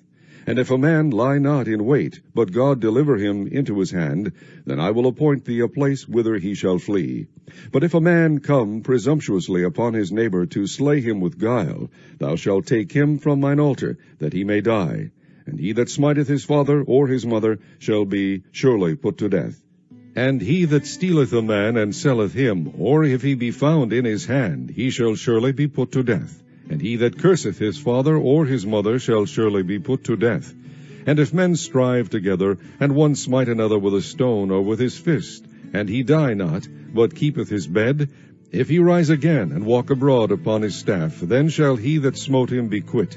Only he shall pay for the loss of his time, and shall cause him to be thoroughly healed. And if a man smite his servant or his maid with a rod, and he die under his hand, he shall be surely punished. Notwithstanding, if he continue a day or 2, he shall not be punished, for he is his money. If men strive and hurt a woman with child, so that her fruit depart from her, and yet no mischief follow, he shall be surely punished, according as the woman's husband will lay upon him, and he shall pay as the judges determine. And if any mischief follow, then thou shalt give life for life, eye for eye, tooth for tooth, hand for hand, foot for foot, burning for burning, wound for wound, stripe for stripe. And if a man smite the eye of his servant or the eye of his maid, that it perish, he shall let him go free for his eye's sake. And if he smite out his manservant's tooth, or his maidservant's tooth, he shall let him go free for his tooth's sake. If an ox gore a man or a woman, that they die, then the ox shall be surely stoned, and his flesh shall not be eaten, but the owner of the ox shall be quit. But if the ox were wont to push with his horn in time past, and it hath been testified to his owner, and he hath not kept him in, but that he hath killed a man or a woman, the ox shall be stoned, and his owner also shall be put to death. If there be laid on him a sum of money, then he shall give for the ransom of his life whatsoever is laid upon him, whether he have gored a son or have gored a daughter. According to this judgment shall it be done unto him. If the ox shall push a manservant or a maidservant, he shall give unto their master 30 shekels of silver, and the ox shall be stoned. And if a man shall open a pit, or if a man shall dig a pit, and not cover it, and an ox or an ass fall therein, the owner of the pit shall make it good. and give money unto the owner of them, and the dead beast shall be his. And if one man's ox hurt another's, that he die, then they shall sell the live ox, and divide the money of it, and the dead ox also they shall divide. Or if it be known that the ox hath used to push in time past, and his owner hath not kept him in, he shall surely pay ox for ox, and the dead shall be his own. Chapter 22. If a man shall steal an ox, or a sheep, and kill it, or sell it, he shall restore 5 oxen for an ox, and 4 sheep for a sheep. If a thief be found breaking up, and be smitten that he die, there shall no blood be shed for him. If the sun be risen upon him, there shall be blood shed for him, for he should make full restitution. If he have nothing, then he shall be sold for his theft. If the theft be certainly found in his hand alive, whether it be ox or ass or sheep, he shall restore double. If a man shall cause a field or vineyard to be eaten, and shall put in his beast, and shall feed in another man's field, of the best of his own field, and of the best of his own vineyard shall he make restitution. If fire break out and catch in thorns, so that the stacks of corn, or the standing corn, or the field, be consumed therewith, he that kindled the fire shall surely make restitution. If a man shall deliver unto his neighbor money or stuff to keep, and it be stolen out of the man's house, if the thief be found, let him pay double. If the thief be not found, then the master of the house shall be brought unto the judges, to see whether he have put his hand unto his neighbor's goods. For all manner of trespass, whether it be for ox, for ass, for sheep, for raiment, or for any manner of lost thing, which another challengeth to be his, the cause of both parties shall come before the judges, and whom the judges shall condemn, he shall pay double unto his neighbor. If a man deliver unto his neighbor an ass, or an ox, or a sheep, or any beast to keep, and it die, or be hurt, or driven away, no man seeing it, then shall an oath of the Lord be between them both, that he hath not put his hand unto his neighbor's goods, and the owner of it shall accept thereof, and he shall not make it good. And if it be stolen from him, he shall make restitution unto the owner thereof. If it be torn in pieces, then let him bring it for witness, and he shall not make good that which was torn. And if a man borrow aught of his neighbor, and it be hurt, or die, the owner thereof being not with it, he shall surely make it good. But if the owner thereof be with it, he shall not make it good, if it be an hired thing, it came for his hire. And if a man entice a maid that is not betrothed, and lie with her, he shall surely endow her to be his wife. And if her father utterly refuse to give her unto him, he shall pay money according to the dowry of virgins. Thou shalt not suffer a witch to live. Whosoever lieth with a beast shall surely be put to death. He that sacrificeth unto any god, save unto the Lord only, he shall be utterly destroyed. Thou shalt neither vex a stranger, nor oppress him, for ye were strangers in the land of Egypt. Ye shall not afflict any widow or fatherless child. If thou afflict them in any wise, and they cry at all unto me, I will surely hear their cry, and my wrath shall wax hot. And I will kill you with the sword, and your wives shall be widows, and your children fatherless. If thou lend money to any of my people that is poor by thee, thou shalt not be to him as an usurer, neither shalt thou lay upon him usury. If thou at all take thy neighbor's raiment to pledge, thou shalt deliver it unto him by that the sun goeth down. For that is his covering only. It is his raiment for his skin, wherein shall he sleep. And it shall come to pass, when he crieth unto me, that I will hear, for I am gracious. Thou shalt not revile the gods, nor curse the ruler of thy people. Thou shalt not delay to offer the first of thy ripe fruits, and of thy liquors, the firstborn of thy sons shalt thou give unto me. Likewise shalt thou do with thine oxen, and with thy sheep. 7 days it shall be with his dam. On the 8th day thou shalt give it me, and ye shall be holy men unto me, neither shall ye eat any flesh that is torn of beasts in the field. Ye shall cast it to the dogs. Chapter 23.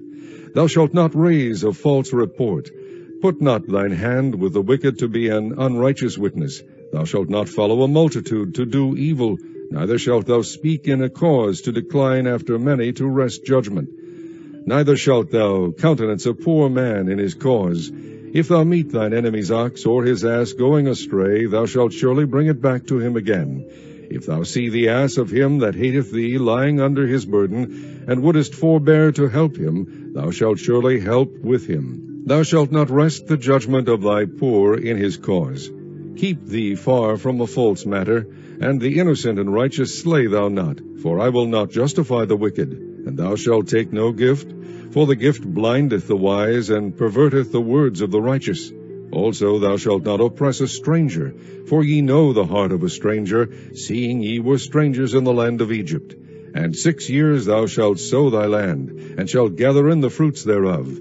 But the 7th year thou shalt let it rest, and lie still, that the poor of thy people may eat, and what they leave the beasts of the field shall eat. In like manner thou shalt deal with thy vineyard, and with thy olive yard. 6 days thou shalt do thy work, and on the 7th day thou shalt rest, that thine ox and thine ass may rest, and the son of thy handmaid, and the stranger may be refreshed. And in all things that I have said unto you be circumspect, and make no mention of the name of other gods, neither let it be heard out of thy mouth. 3 times thou shalt keep a feast unto me in the year. Thou shalt keep the feast of unleavened bread. Thou shalt eat unleavened bread 7 days, as I commanded thee, in the time appointed of the month Abib. For in it thou camest out from Egypt, and none shall appear before me empty. And the feast of harvest, the first fruits of thy labors, which thou hast sown in the field, and the feast of ingathering, which is in the end of the year, when thou hast gathered in thy labors out of the field. 3 times in the year all thy male shall appear before the Lord God. Thou shalt not offer the blood of my sacrifice with leavened bread, neither shall the fat of my sacrifice remain until the morning. The first of the firstfruits of thy land thou shalt bring into the house of the Lord thy God. Thou shalt not seethe the kid in his mother's milk. Behold, I send an angel before thee, to keep thee in the way, and to bring thee into the place which I have prepared. Beware of him, and obey his voice. Provoke him not, for he will not pardon your transgressions, for my name is in him. But if thou shalt indeed obey his voice, and do all that I speak, then I will be an enemy unto thine enemies, and an adversary unto thine adversaries. For mine angel shall go before thee, and bring thee unto the Amorites, and the Hittites, and the Perizzites, and the Canaanites, the Hivites, and the Jebusites, and I will cut them off. Thou shalt not bow down to their gods, nor serve them, nor do after their works, but thou shalt utterly overthrow them, and quite break down their images. And ye shall serve the Lord your God, and he shall bless thy bread and thy water, and I will take sickness away from the midst of thee. There shall nothing cast their young, nor be barren in thy land. The number of thy days I will fulfill. I will send my fear before thee, and will destroy all the people to whom thou shalt come, and I will make all thine enemies turn their backs unto thee. And I will send hornets before thee, which shall drive out the Hivite, the Canaanite, and the Hittite from before thee. I will not drive them out from before thee in 1 year, lest the land become desolate, and the beasts of the field multiply against thee. By little and little I will drive them out from before thee, until thou be increased, and inherit the land. And I will set thy bounds from the Red Sea even unto the sea of the Philistines, and from the desert unto the river. For I will deliver the inhabitants of the land into your hand, and thou shalt drive them out before thee. Thou shalt make no covenant with them, nor with their gods. They shall not dwell in thy land, lest they make thee sin against me. For if thou serve their gods, it will surely be a snare unto thee. Chapter 24. And he said unto Moses, Come up unto the Lord, thou and Aaron, Nadab, and Abihu, and 70 of the elders of Israel, and worship ye afar off. And Moses alone shall come near the Lord, but they shall not come nigh, neither shall the people go up with him. And Moses came and told the people all the words of the Lord, and all the judgments. And all the people answered with one voice, and said, All the words which the Lord hath said will we do. And Moses wrote all the words of the Lord, and rose up early in the morning, and builded an altar under the hill, and 12 pillars according to the 12 tribes of Israel. And he sent young men of the children of Israel, which offered burnt offerings, and sacrificed peace offerings of oxen unto the Lord. And Moses took half of the blood, and put it in basins, and half of the blood he sprinkled on the altar. And he took the book of the covenant, and read in the audience of the people, and they said, All that the Lord hath said will we do, and be obedient. And Moses took the blood, and sprinkled it on the people, and said, Behold the blood of the covenant which the Lord hath made with you concerning all these words. Then went up Moses and Aaron, Nadab and Abihu, and 70 of the elders of Israel. And they saw the God of Israel, and there was under his feet as it were a paved work of a sapphire stone, and as it were the body of heaven in his clearness. And upon the nobles of the children of Israel he laid not his hand. Also they saw God, and did eat and drink. And the Lord said unto Moses, Come up to me into the mount, and be there. And I will give thee tables of stone, and a law, and commandments which I have written, that thou mayest teach them. And Moses rose up, and his minister Joshua, and Moses went up into the mount of God. And he said unto the elders, Tarry ye here for us until we come again unto you. And behold, Aaron and Hur are with you. If any man have any matters to do, let him come unto them. And Moses went up into the mount, and a cloud covered the mount. And the glory of the Lord abode upon Mount Sinai, and the cloud covered it 6 days. And the 7th day he called unto Moses out of the midst of the cloud. And the sight of the glory of the Lord was like devouring fire on the top of the mount in the eyes of the children of Israel. And Moses went into the midst of the cloud, and gat him up into the mount. And Moses was in the mount 40 days and 40 nights. Chapter 25. And the Lord spake unto Moses, saying, Speak unto the children of Israel, that they bring me an offering. Of every man that giveth it willingly with his heart ye shall take my offering. And this is the offering which ye shall take of them, gold, and silver, and brass, and blue, and purple, and scarlet, and fine linen, and goat's hair, and ram skins dyed red, and badger skins, and shittim wood, oil for the light, spices for anointing oil, and for sweet incense, onyx stones, and stones to be set in the ephod and in the breastplate. And let them make me a sanctuary, that I may dwell among them, according to all that I shew thee, after the pattern of the tabernacle, and the pattern of all the instruments thereof, even so shall ye make it. And they shall make an ark of shittim wood, 2 cubits and a half shall be the length thereof, and 1 cubit and a half the breadth thereof, and 1 cubit and a half the height thereof. And thou shalt overlay it with pure gold, within and without shalt thou overlay it, and shalt make upon it a crown of gold round about. And thou shalt cast 4 rings of gold for it, and put them in the 4 corners thereof. And 2 rings shall be in the one side of it, and 2 rings in the other side of it. And thou shalt make staves of shittim wood, and overlay them with gold. And thou shalt put the staves into the rings by the sides of the ark, that the ark may be borne with them. The staves shall be in the rings of the ark, they shall not be taken from it. And thou shalt put into the ark the testimony which I shall give thee.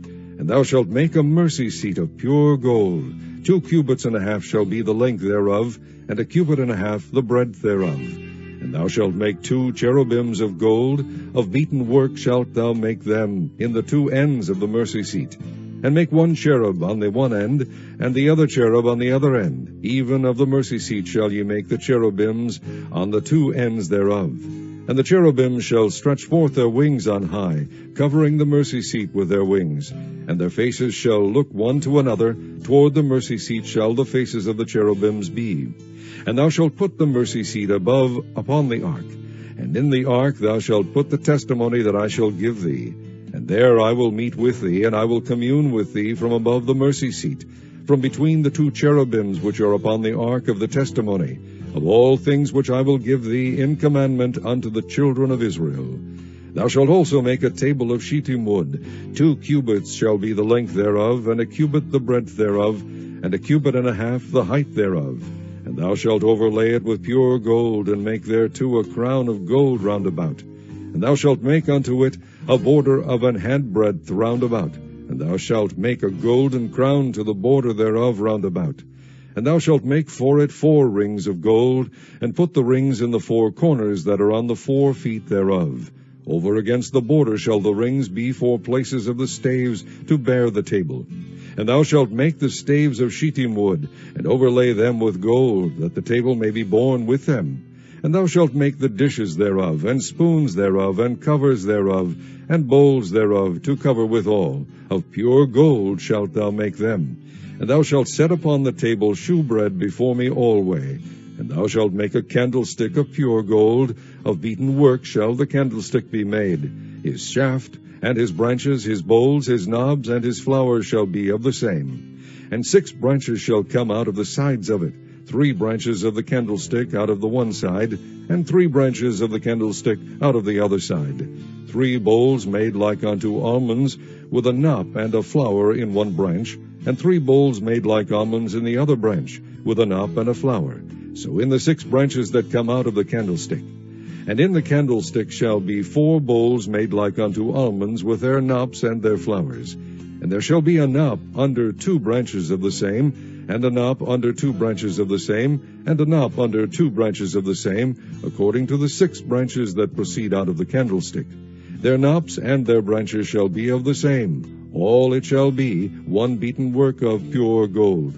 And thou shalt make the 7 lamps thereof, and they shall light the lamps thereof, that they may give light over against it.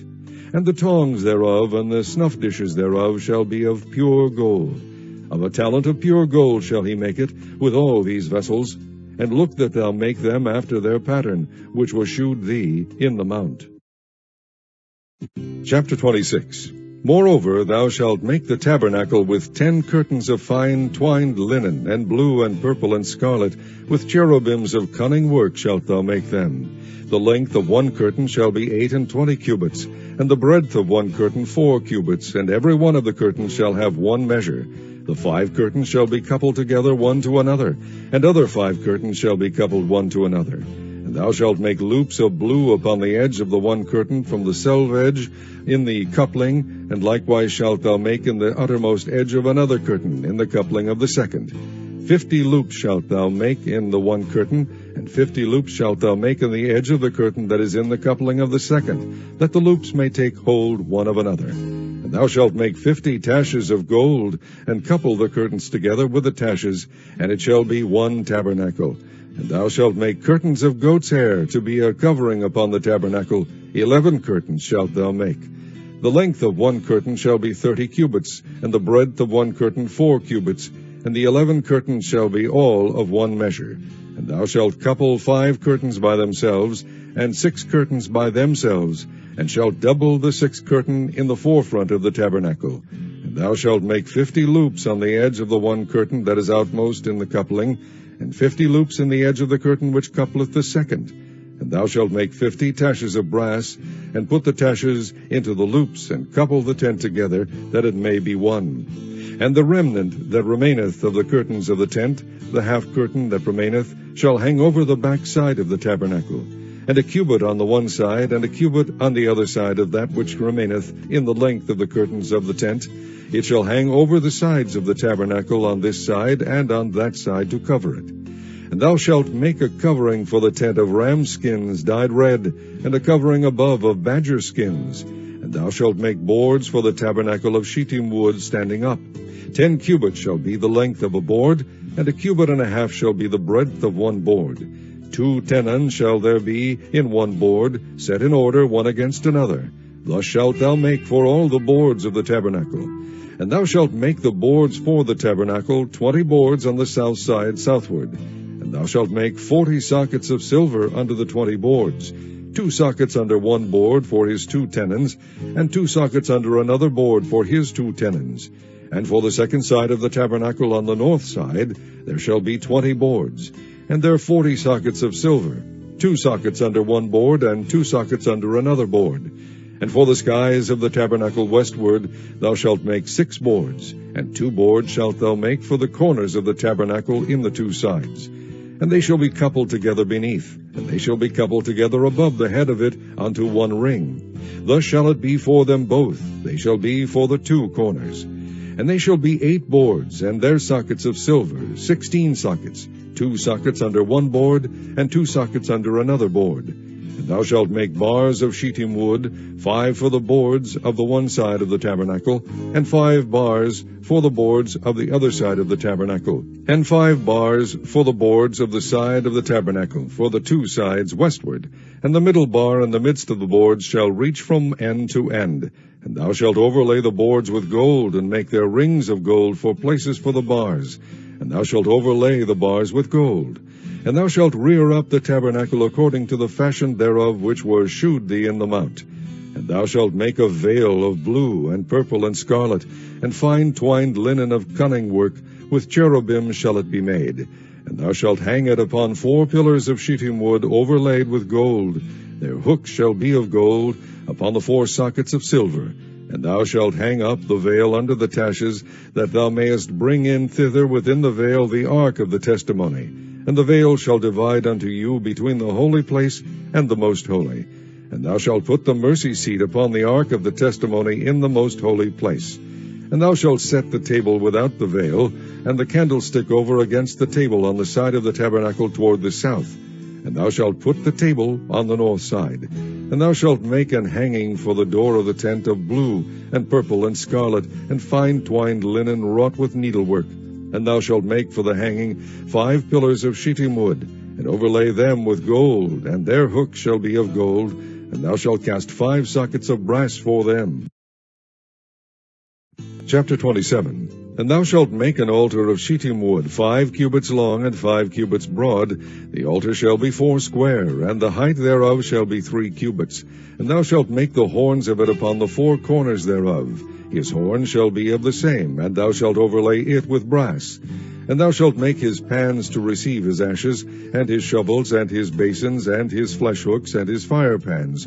All the vessels thereof thou shalt make of brass. And thou shalt make for it a grate of network of brass. And upon the net shalt thou make 4 brazen rings in the 4 corners thereof. And thou shalt put it under the compass of the altar beneath, that the net may be even to the midst of the altar. And thou shalt make staves for the altar, staves of shittim wood, and overlay them with brass. And the stave shall be put into the rings, and the stave shall be upon the 2 sides of the altar to bear it. Hollow with boards shalt thou make it, as it was shewed thee in the mount, so shall they make it. And thou shalt make the court of the tabernacle for the south side. Southward there shall be hangings for the court of fine twined linen of 100 cubits long for one side. And the 20 pillars thereof, and their 20 sockets, shall be of brass. The hooks of the pillars and their fillets shall be of silver. And likewise for the north side in length there shall be hangings of 100 cubits long. And his 20 pillars and their 20 sockets of brass, the hooks of the pillars and their fillets of silver.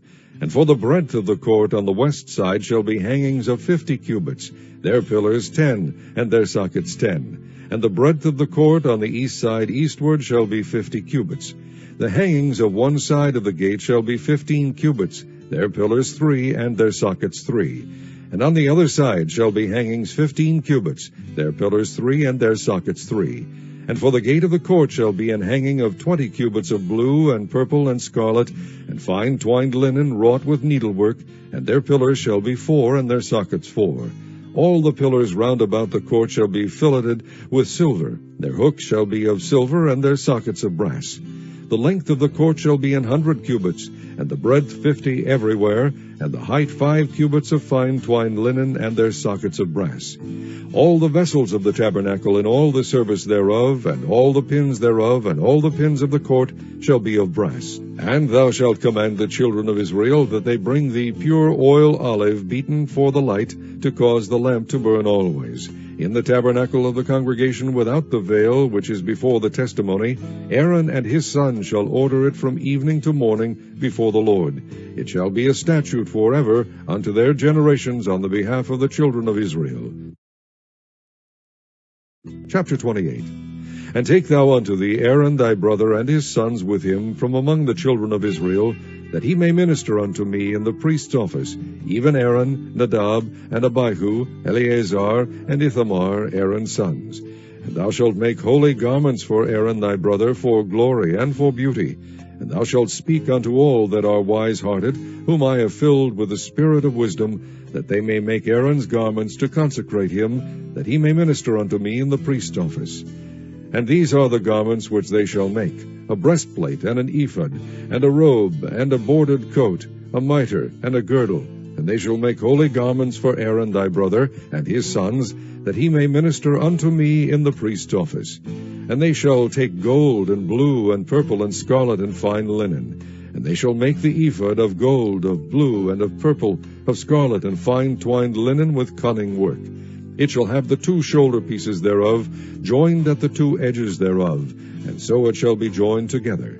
And the curious girdle of the ephod which is upon it shall be of the same according to the work thereof, even of gold, of blue, and purple, and scarlet, and fine twined linen. And thou shalt take 2 onyx stones, and grave on them the names of the children of Israel, 6 of their names on one stone, and the other 6 names of the rest on the other stone, according to their birth. With the work of an engraver and stone, like the engravings of a signet, shalt thou engrave the 2 stones with the names of the children of Israel. Thou shalt make them to be set in ouches of gold. And thou shalt put the 2 stones upon the shoulders of the ephod for stones of memorial unto the children of Israel. And Aaron shall bear their names before the Lord upon his 2 shoulders for a memorial. And thou shalt make ouches of gold, and 2 chains of pure gold at the ends. Of wreathen work shalt thou make them, and fasten the wreathen chains to the ouches. And thou shalt make the breastplate of judgment with cunning work. After the work of the ephod thou shalt make it, of gold, of blue, and of purple, and of scarlet, and of fine twined linen shalt thou make it. 4 square it shall be, being doubled. A span shall be the length thereof, and a span shall be the breadth thereof. And thou shalt set it in settings of stones, even 4 rows of stones. The first row shall be a sardius, a topaz, and a carbuncle. This shall be the first row. And the second row shall be an emerald, a sapphire, and a diamond. And the third row a ligure, an agate, and an amethyst. And the 4th row a beryl, and an onyx, and a jasper. They shall be set in gold in their enclosings. And the stones shall be with the names of the children of Israel, 12 according to their names, like the engravings of a signet. Every one with his name shall they be according to the 12 tribes. And thou shalt make upon the breastplate chains at the ends of wreathen work of pure gold. And thou shalt make upon the breastplate 2 rings of gold, and shalt put the 2 rings on the 2 ends of the breastplate. And thou shalt put the 2 wreathen chains of gold in the 2 rings which are on the ends of the breastplate. And the other 2 ends of the 2 wreathen chains thou shalt fasten in the 2 ouches, and put them on the shoulder pieces of the ephod before it. And thou shalt make 2 rings of gold, and thou shalt put them upon the 2 ends of the breastplate in the border thereof, which is in the side of the ephod inward. And 2 other rings of gold thou shalt make, and shalt put them on the 2 sides of the ephod underneath, toward the forepart thereof, over against the other coupling thereof, above the curious girdle of the ephod. And they shall bind the breastplate by the rings thereof unto the rings of the ephod with a lace of blue, that it may be above the curious girdle of the ephod, and that the breastplate be not loosed from the ephod. And Aaron shall bear the names of the children of Israel in the breastplate of judgment upon his heart, when he goeth in unto the holy place for a memorial before the Lord continually. And thou shalt put in the breastplate of judgment the Urim and the Thummim, and they shall be upon Aaron's heart, when he goeth in before the Lord. And Aaron shall bear the judgment of the children of Israel upon his heart before the Lord continually. And thou shalt make the robe of the ephod all of blue, and there shall be an hole in the top of it, in the midst thereof. It shall have a binding of woven work round about the whole of it, as it were the hole of a habergeon, that it be not rent. And beneath upon the hem of it thou shalt make pomegranates of blue, and of purple, and of scarlet, round about the hem thereof, and bells of gold between them round about. A gold bell and a pomegranate, a gold bell and a pomegranate, upon the hem of the robe round about. And it shall be upon Aaron to minister, and his sound shall be heard when he goeth in unto the holy place before the Lord, and when he cometh out, that he die not. And thou shalt make a plate of pure gold, and grave upon it, like the engravings of a signet, Holiness to the Lord. And thou shalt put it on a blue lace, that it may be upon the mitre. Upon the forefront of the mitre it shall be. And it shall be upon Aaron's forehead, that Aaron may bear the iniquity of the holy things, which the children of Israel shall hallow in all their holy gifts. And it shall be always upon his forehead, that they may be accepted before the Lord. And thou shalt embroider the coat of fine linen, and thou shalt make the mitre of fine linen, and thou shalt make the girdle of needlework. And for Aaron's sons thou shalt make coats, and thou shalt make for them girdles, and bonnets shalt thou make for them, for glory and for beauty. And thou shalt put them upon Aaron thy brother and his sons with him, and shalt anoint them, and consecrate them, and sanctify them, that they may minister unto me in the priest's office. And thou shalt make them linen breeches to cover their nakedness. From the loins even unto the thighs they shall reach, and they shall be upon Aaron and upon his sons, when they come in unto the tabernacle of the congregation, or when they come near unto the altar to minister in the holy place, that they bear not iniquity and die. It shall be a statute forever unto him and his seed after him. Chapter 29. And this is the thing that thou shalt do unto them to hallow them, to minister unto me in the priest's office. Take 1 young bullock, and 2 rams without blemish, and unleavened bread, and cakes unleavened tempered with oil, and wafers unleavened anointed with oil, of wheaten flour shalt thou make them. And thou shalt put them into 1 basket, and bring them in the basket with the bullock and the 2 rams. And Aaron and his sons thou shalt bring unto the door of the tabernacle of the congregation, and shalt wash them with water. And thou shalt take the garments, and put upon Aaron the coat, and the robe of the ephod, and the breastplate, and gird him with the curious girdle of the ephod.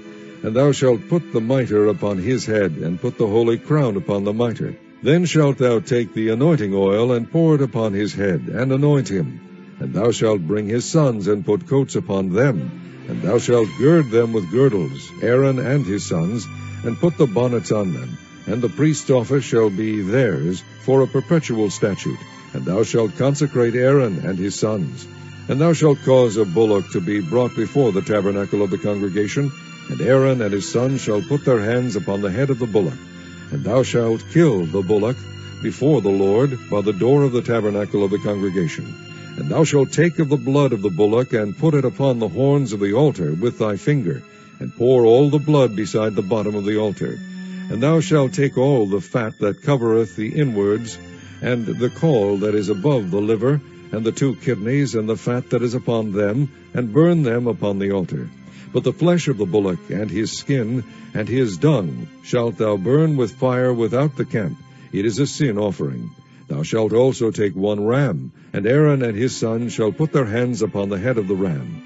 And thou shalt slay the ram, and thou shalt take his blood, and sprinkle it round about upon the altar. And thou shalt cut the ram in pieces, and wash the inwards of him, and his legs, and put them unto his pieces, and unto his head. And thou shalt burn the whole ram upon the altar. It is a burnt offering unto the Lord. It is a sweet savour, an offering made by fire unto the Lord. And thou shalt take the other ram, and Aaron and his sons shall put their hands upon the head of the ram. Then shalt thou kill the ram, and take of his blood, and put it upon the tip of the right ear of Aaron, and upon the tip of the right ear of his sons, and upon the thumb of their right hand, and upon the great toe of their right foot, and sprinkle the blood upon the altar round about. And thou shalt take of the blood that is upon the altar, and of the anointing oil, and sprinkle it upon Aaron, and upon his garments, and upon his sons, and upon the garments of his sons with him. And he shall be hallowed, and his garments, and his sons' garments with him. Also thou shalt take of the ram the fat of the rump, and the fat that covereth the inwards, and the caul above the liver, and the 2 kidneys, and the fat that is upon them, and the right shoulder, for it is a ram of consecration. And 1 loaf of bread, and 1 cake of oiled bread, and 1 wafer out of the basket of the unleavened bread that is before the Lord. And thou shalt put all in the hands of Aaron, and in the hands of his sons, and shalt wave them for a wave offering before the Lord. And thou shalt receive them in their hands, and burn them upon the altar for a burnt offering, for a sweet savour before the Lord. It is an offering made by fire unto the Lord. And thou shalt take the breast of the ram of Aaron's consecration, and wave it for a wave offering before the Lord, and it shall be thy part. And thou shalt sanctify the breast of the wave offering, and the shoulder of the heave offering, which is waved, and which is heaved up, of the ram of the consecration, even of that which is for Aaron, and of that which is for his sons. And it shall be Aaron's and his sons by a statute forever from the children of Israel. For it is an heave offering, and it shall be an heave offering from the children of Israel of the sacrifice of their peace offerings, even their heave offering unto the Lord. And the holy garments of Aaron shall be his sons after him, to be anointed therein, and to be consecrated in them. And that son that is priest in his stead shall put them on 7 days, when he cometh into the tabernacle of the congregation, to minister in the holy place. And thou shalt take the ram of the consecration, and seethe his flesh in the holy place. And Aaron and his sons shall eat the flesh of the ram, and the bread that is in the basket, by the door of the tabernacle of the congregation. And they shall eat those things wherewith the atonement was made, to consecrate and to sanctify them. But a stranger shall not eat thereof, because they are holy. And if aught of the flesh of the consecrations or of the bread remain unto the morning, then thou shalt burn the remainder with fire. It shall not be eaten, because it is holy. And thus shalt thou do unto Aaron and to his sons, according to all things which I have commanded thee. 7 days shalt thou consecrate them. And thou shalt offer every day a bullock for a sin offering for atonement. And thou shalt cleanse the altar, when thou hast made an atonement for it, and thou shalt anoint it to sanctify it. 7 days thou shalt make an atonement for the altar, and sanctify it, and it shall be an altar most holy. Whatsoever toucheth the altar shall be holy. Now this is that which thou shalt offer upon the altar, 2 lambs of the first year, day by day continually. The one lamb thou shalt offer in the morning, and the other lamb thou shalt offer at even.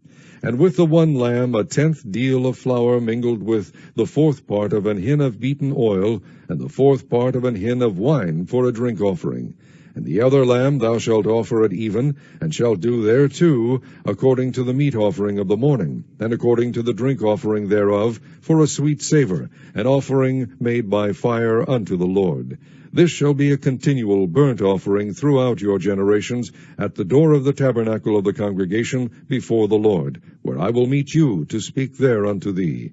And there I will meet with the children of Israel, and the tabernacle shall be sanctified by my glory. And I will sanctify the tabernacle of the congregation and the altar. I will sanctify also both Aaron and his sons to minister to me in the priest's office. And I will dwell among the children of Israel, and will be their God. And they shall know that I am the Lord their God, that brought them forth out of the land of Egypt, that I may dwell among them. I am the Lord their God. Chapter 30. And thou shalt make an altar to burn incense upon, of shittim wood shalt thou make it. A cubit shall be the length thereof, and a cubit the breadth thereof. foursquare shall it be, and 2 cubits shall be the height thereof. The horns thereof shall be of the same. And thou shalt overlay it with pure gold, the top thereof, and the sides thereof round about, and the horns thereof. And thou shalt make unto it a crown of gold round about. And 2 golden rings shalt thou make to it under the crown of it. By the 2 corners thereof, upon the 2 sides of it shalt thou make it. And they shall be for places for the slaves to bear it withal. And thou shalt make the staves of shittim wood, and overlay them with gold. And thou shalt put it before the veil that is by the ark of the testimony, before the mercy seat that is over the testimony, where I will meet with thee. And Aaron shall burn thereon sweet incense every morning when he dresseth the lamps. He shall burn incense upon it. And when Aaron lighteth the lamps at even, he shall burn incense upon it, a perpetual incense before the Lord throughout your generations. Ye shall offer no strange incense thereon, nor burnt sacrifice, nor meat offering, neither shall ye pour drink offering thereon. And Aaron shall make an atonement upon the horns of it once in a year with the blood of the sin offering of atonements. Once in the year shall he make atonement upon it throughout your generations. It is most holy unto the Lord. And the Lord spake unto Moses, saying, When thou takest the sum of the children of Israel after their number, then shall they give every man a ransom for his soul unto the Lord, when thou numberest them, that there be no plague among them when thou numberest them. This they shall give, every one that passeth among them that are numbered, half a shekel after the shekel of the sanctuary. A shekel is 20 gerahs, and half shekel shall be the offering of the Lord. Every one that passeth among them that are numbered, from 20 years old and above, shall give an offering unto the Lord. The rich shall not give more, and the poor shall not give less than half a shekel, when they give an offering unto the Lord, to make an atonement for your souls. And thou shalt take the atonement money of the children of Israel, and shall appoint it for the service of the tabernacle of the congregation, that it may be a memorial unto the children of Israel before the Lord, to make an atonement for your souls. And the Lord spake unto Moses, saying, Thou shalt also make a laver of brass, and his foot also of brass, to wash withal. And thou shalt put it between the tabernacle of the congregation and the altar, and thou shalt put water therein. For Aaron and his sons shall wash their hands and their feet thereat. When they go into the tabernacle of the congregation, they shall wash with water, that they die not. And when they come near to the altar to minister, to burn offering made by fire unto the Lord, so they shall wash their hands and their feet, that they die not. And it shall be a statute forever to them, even to him and to his seed throughout their generations. Moreover the Lord spake unto Moses, saying, Take thou also unto thee principal spices, of pure myrrh 500 shekels, and of sweet cinnamon half so much, even 250 shekels, and of sweet calamus 250 shekels, and of cassia 500 shekels, after the shekel of the sanctuary, and of oil, olive, and hin. And thou shalt make it an oil of holy ointment, an ointment compound after the art of the apothecary. It shall be an holy anointing oil. And thou shalt anoint the tabernacle of the congregation therewith, and the ark of the testimony, and the table and all his vessels, and the candlestick and his vessels, and the altar of incense, and the altar of burnt offering with all his vessels, and the laver and his foot. And thou shalt sanctify them, that they may be most holy. Whatsoever toucheth them shall be holy. And thou shalt anoint Aaron and his sons, and consecrate them, that they may minister unto me in the priest's office. And thou shalt speak unto the children of Israel, saying, This shall be an holy anointing oil unto me throughout your generations. Upon man's flesh shall it not be poured, neither shall ye make any other like it. After the composition of it, it is holy, and it shall be holy unto you. Whosoever compoundeth any like it, or whosoever putteth any of it upon a stranger, shall even be cut off from his people. And the Lord said unto Moses, Take unto the sweet spices, stacte, and onycha, and galbanum, these sweet spices with pure frankincense, of each shall there be a like weight. And thou shalt make it a perfume, a confection after the art of the apothecary, tempered together, pure and holy. And thou shalt beat some of it very small, and put of it before the testimony in the tabernacle of the congregation, where I will meet with thee. It shall be unto you most holy. And as for the perfume which thou shalt make, ye shall not make to yourselves according to the composition thereof. It shall be unto thee holy for the Lord. Whosoever shall make like unto that, to smell thereto, shall even be cut off from his people.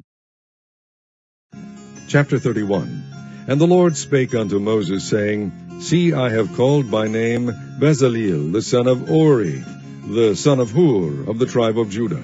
And I have filled him with the Spirit of God in wisdom, and in understanding, and in knowledge, and in all manner of workmanship, to devise cunning works, to work in gold, and in silver, and in brass, and in cutting of stones to set them, and in carving of timber, to work in all manner of workmanship.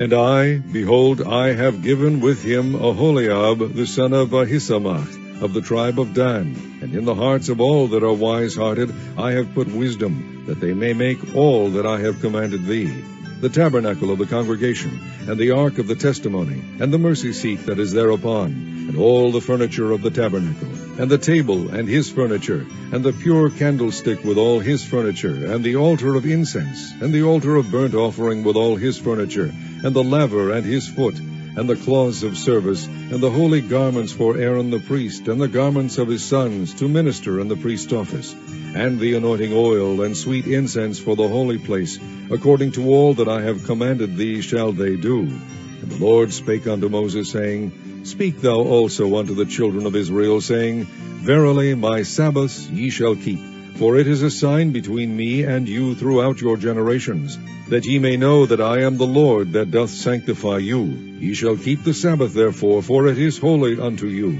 Every one that defileth it shall surely be put to death. For whosoever doeth any work therein, that soul shall be cut off from among his people. 6 days may work be done, but in the 7th is the Sabbath of rest, holy to the Lord. Whosoever doeth any work in the Sabbath day, he shall surely be put to death. Wherefore the children of Israel shall keep the Sabbath, to observe the Sabbath throughout their generations for a perpetual covenant. It is a sign between me and the children of Israel forever. For in 6 days the Lord made heaven and earth, and on the 7th day he rested and was refreshed. And he gave unto Moses, when he had made an end of communing with him upon Mount Sinai, 2 tables of testimony, tables of stone, written with a finger of God. Chapter 32. And when the people saw that Moses delayed to come down out of the mount, the people gathered themselves together unto Aaron, and said unto him, Up, make us gods, which shall go before us. For as for this Moses, the man that brought us up out of the land of Egypt, we wot not what is become of him.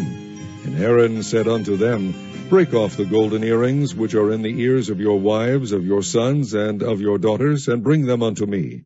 And all the people brake off the golden earrings which were in their ears, and brought them unto Aaron.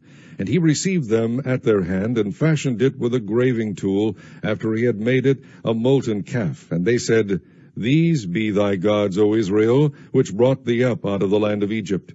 And when Aaron saw it, he built an altar before it, and Aaron made proclamation, and said, Tomorrow is a feast to the Lord. And they rose up early on the morrow, and offered burnt offerings, and brought peace offerings. And the people sat down to eat and to drink, and rose up to play. And the Lord said unto Moses, Go, get thee down, for thy people which thou broughtest out of the land of Egypt have corrupted themselves. They have turned aside quickly out of the way which I commanded them. They have made them a molten calf, and have worshipped it, and have sacrificed thereunto, and said, These be thy gods, O Israel, which have brought thee up out of the land of Egypt. And the Lord said unto Moses, I have seen this people, and behold, it is a stiff-necked people. Now therefore let me alone, that my wrath may wax hot against them, and that I may consume them, and I will make of thee a great nation. And Moses besought the Lord his God, and said, Lord, why doth thy wrath wax hot against thy people, which thou hast brought forth out of the land of Egypt with great power and with a mighty hand? Wherefore should the Egyptians speak and say, For mischief did he bring them out, to slay them in the mountains, and to consume them from the face of the earth? Turn from thy fierce wrath, and repent of this evil against thy people. Remember Abraham, Isaac, and Israel, thy servants, to whom thou swarest by thine own self, and saidst unto them, I will multiply your seed as the stars of heaven, and all this land that I have spoken of will I give unto your seed, and they shall inherit it forever. And the Lord repented of the evil which he thought to do unto his people. And Moses turned and went down from the mount, and the 2 tables of the testimony were in his hand, and the tables were written on both their sides, on the one side and on the other were they written. And the tables were the work of God, and the writing was the writing of God, graven upon the tables. And when Joshua heard the noise of the people as they shouted, he said unto Moses, There is a noise of war in the camp. And he said, It is not the voice of them that shout for mastery, neither is it the voice of them that cry for being overcome, but the noise of them that sing do I hear. And it came to pass, as soon as he came nigh unto the camp, that he saw the calf and the dancing. And Moses' anger waxed hot, and he cast the tables out of his hands, and brake them beneath the mount. And he took the calf which they had made, and burnt it in the fire, and ground it to powder, and strawed it upon the water, and made the children of Israel drink of it. And Moses said unto Aaron, What did this people unto thee, that thou hast brought so great a sin upon them? And Aaron said, Let not the anger of my Lord wax hot. Thou knowest the people, that they are set on mischief. For they said unto me, Make us gods, which shall go before us. For as for this Moses, the man that brought us up out of the land of Egypt, we wot not what is become of him. And I said unto them, Whosoever hath any gold, let them break it off. So they gave it me. Then I cast it into the fire, and there came out this calf.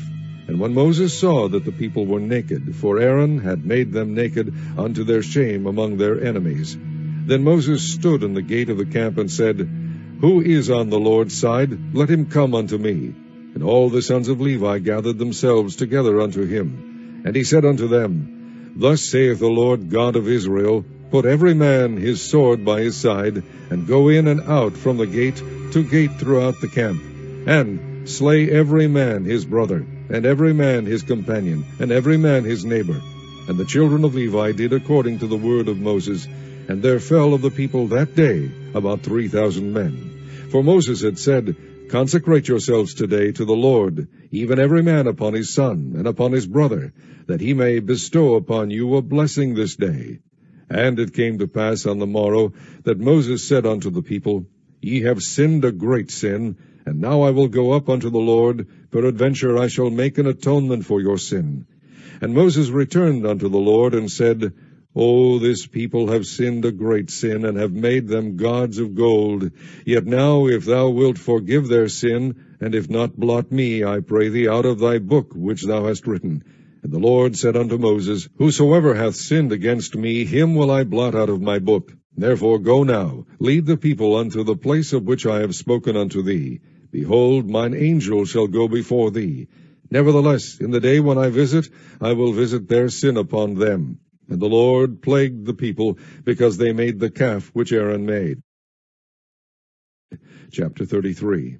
And the Lord said unto Moses, Depart, and go up hence, thou and the people, which thou hast brought up out of the land of Egypt, unto the land which I swear unto Abraham, to Isaac, and to Jacob, saying, Unto thy seed will I give it. And I will send an angel before thee, and I will drive out the Canaanite, the Amorite, and the Hittite, and the Perizzite, the Hivite, and the Jebusite, unto a land flowing with milk and honey. For I will not go up in the midst of thee, for thou art a stiff-necked people, lest I consume thee in the way. And when the people heard these evil tidings, they mourned, and no man did put on him his ornaments. For the Lord had said unto Moses, Say unto the children of Israel, Ye are a stiff-necked people. I will come up into the midst of thee in a moment, and consume thee. Therefore now put off thy ornaments from thee, that I may know what to do unto thee. And the children of Israel stripped themselves of their ornaments by the mount of Horeb. And Moses took the tabernacle, and pitched it without the camp, afar off from the camp, and called it the tabernacle of the congregation. And it came to pass, that every one which sought the Lord went out unto the tabernacle of the congregation, which was without the camp. And it came to pass, when Moses went out unto the tabernacle, that all the people rose up and stood every man at his tent door, and looked after Moses until he was gone into the tabernacle. And it came to pass, as Moses entered into the tabernacle, the cloudy pillar descended and stood at the door of the tabernacle, and the Lord talked with Moses. And all the people saw the cloudy pillar stand at the tabernacle door. And all the people rose up and worshipped, every man in his tent door. And the Lord spake unto Moses face to face, as a man speaketh unto his friend. And he turned again into the camp, but his servant Joshua the son of Nun, a young man, departed not out of the tabernacle. And Moses said unto the Lord, See, thou sayest unto me, Bring up this people, and thou hast not let me know whom thou wilt send with me. Yet thou hast said, I know thee by name, and thou hast also found grace in my sight. Now therefore, I pray thee, if I have found grace in thy sight, shew me now thy way, that I may know thee, that I may find grace in thy sight, and consider that this nation is thy people. And he said, My presence shall go with thee, and I will give thee rest. And he said unto him, If thy presence go not with me, carry us not up hence. For wherein shall it be known here that I and thy people have found grace in thy sight? Is it not in that thou goest with us? So shall we be separated, I and thy people, from all the people that are upon the face of the earth. And the Lord said unto Moses, I will do this thing also that thou hast spoken, for thou hast found grace in my sight, and I know thee by name. And he said, I beseech thee, shew me thy glory. And he said, I will make all my goodness pass before thee, and I will proclaim the name of the Lord before thee, and will be gracious to whom I will be gracious, and will shew mercy on whom I will shew mercy. And he said, Thou canst not see my face, for there shall no man see me and live. And the Lord said, Behold, there is a place by me, and thou shalt stand upon a rock. And it shall come to pass, while my glory passeth by, that I will put thee in a clift of the rock, and will cover thee with my hand while I pass by. And I will take away mine hand, and thou shalt see my back parts, but my face shall not be seen. Chapter 34.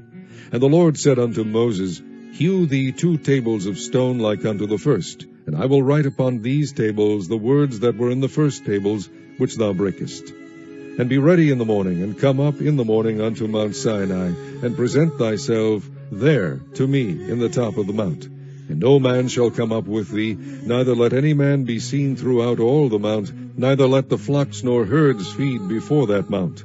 And he hewed 2 tables of stone like unto the first. And Moses rose up early in the morning, and went up unto Mount Sinai, as the Lord had commanded him, and took in his hand the 2 tables of stone. And the Lord descended in the cloud, and stood with him there, and proclaimed the name of the Lord. And the Lord passed by before him, and proclaimed, the Lord God, merciful and gracious, long-suffering, and abundant in goodness and truth, keeping mercy for thousands, forgiving iniquity and transgression and sin, and that will by no means clear the guilty, visiting the iniquity of the fathers upon the children, and upon the children's children unto the third and to the fourth generation. And Moses made haste, and bowed his head toward the earth, and worshipped. And he said, If now I have found grace in thy sight, O Lord, let my Lord, I pray thee, go among us. For it is a stiff-necked people, and pardon our iniquity and our sin, and take us for thine inheritance. And he said, Behold, I make a covenant. Before all thy people I will do marvels, such as have not been done in all the earth, nor in any nation. And all the people among which thou art shall see the work of the Lord, for it is a terrible thing that I will do with thee. Observe thou that which I command thee this day. Behold, I drive out before thee the Amorite, and the Canaanite, and the Hittite, and the Perizzite, and the Hivite, and the Jebusite. Take heed to thyself, lest thou make a covenant with the inhabitants of the land whither thou goest, lest it be for a snare in the midst of thee. But ye shall destroy their altars, break their images, and cut down their groves. For thou shalt worship no other God. For the Lord, whose name is jealous, is a jealous God. Lest thou make a covenant with the inhabitants of the land, and they go a-whoring after their gods, and do sacrifice unto their gods, and one call thee, and thou eat of his sacrifice. And thou take of their daughters unto thy sons, and their daughters go a-whoring after their gods, and make thy sons go a-whoring after their gods. Thou shalt make thee no molten gods. The feast of unleavened bread shalt thou keep. 7 days thou shalt eat unleavened bread, as I commanded thee, in the time of the month Abib, for in the month Abib thou camest out from Egypt. All that openeth the matrix is mine, and every firstling among thy cattle, whether ox or sheep, that is male. But the firstling of an ass thou shalt redeem with a lamb, and if thou redeem him not, then shalt thou break his neck. All the firstborn of thy sons thou shalt redeem, and none shall appear before me empty. 6 days thou shalt work, but on the 7th day thou shalt rest. In earing time and in harvest thou shalt rest. And thou shalt observe the feast of weeks, of the first fruits of wheat harvest, and the feast of ingathering at the year's end. Thrice in the year shall all your men children appear before the Lord God, the God of Israel. For I will cast out the nations before thee, and enlarge thy borders. Neither shall any man desire thy land, when thou shalt go up to appear before the Lord thy God thrice in the year. Thou shalt not offer the blood of my sacrifice with leaven, neither shall the sacrifice of the feast of the Passover be left unto the morning. The first of the firstfruits of thy land thou shalt bring unto the house of the Lord thy God. Thou shalt not see the kid in his mother's milk. And the Lord said unto Moses, Write thou these words, for after the tenor of these words I have made a covenant with thee and with Israel. And he was there with the Lord 40 days and 40 nights. He did neither eat bread nor drink water. And he wrote upon the tables the words of the covenant, the 10 commandments. And it came to pass, when Moses came down from Mount Sinai, with the 2 tables of testimony in Moses' hand, when he came down from the mount, that Moses wist not that the skin of his face shone while he talked with him. And when Aaron and all the children of Israel saw Moses, behold, the skin of his face shone, and they were afraid to come nigh him. And Moses called unto them, and Aaron and all the rulers of the congregation returned unto him. And Moses talked with them. And afterward all the children of Israel came nigh, and he gave them in commandment all that the Lord had spoken with him in Mount Sinai. Until Moses had done speaking with them, he put a veil on his face. But when Moses went in before the Lord to speak with him, he took the veil off until he came out. And he came out, and spake unto the children of Israel that which he was commanded.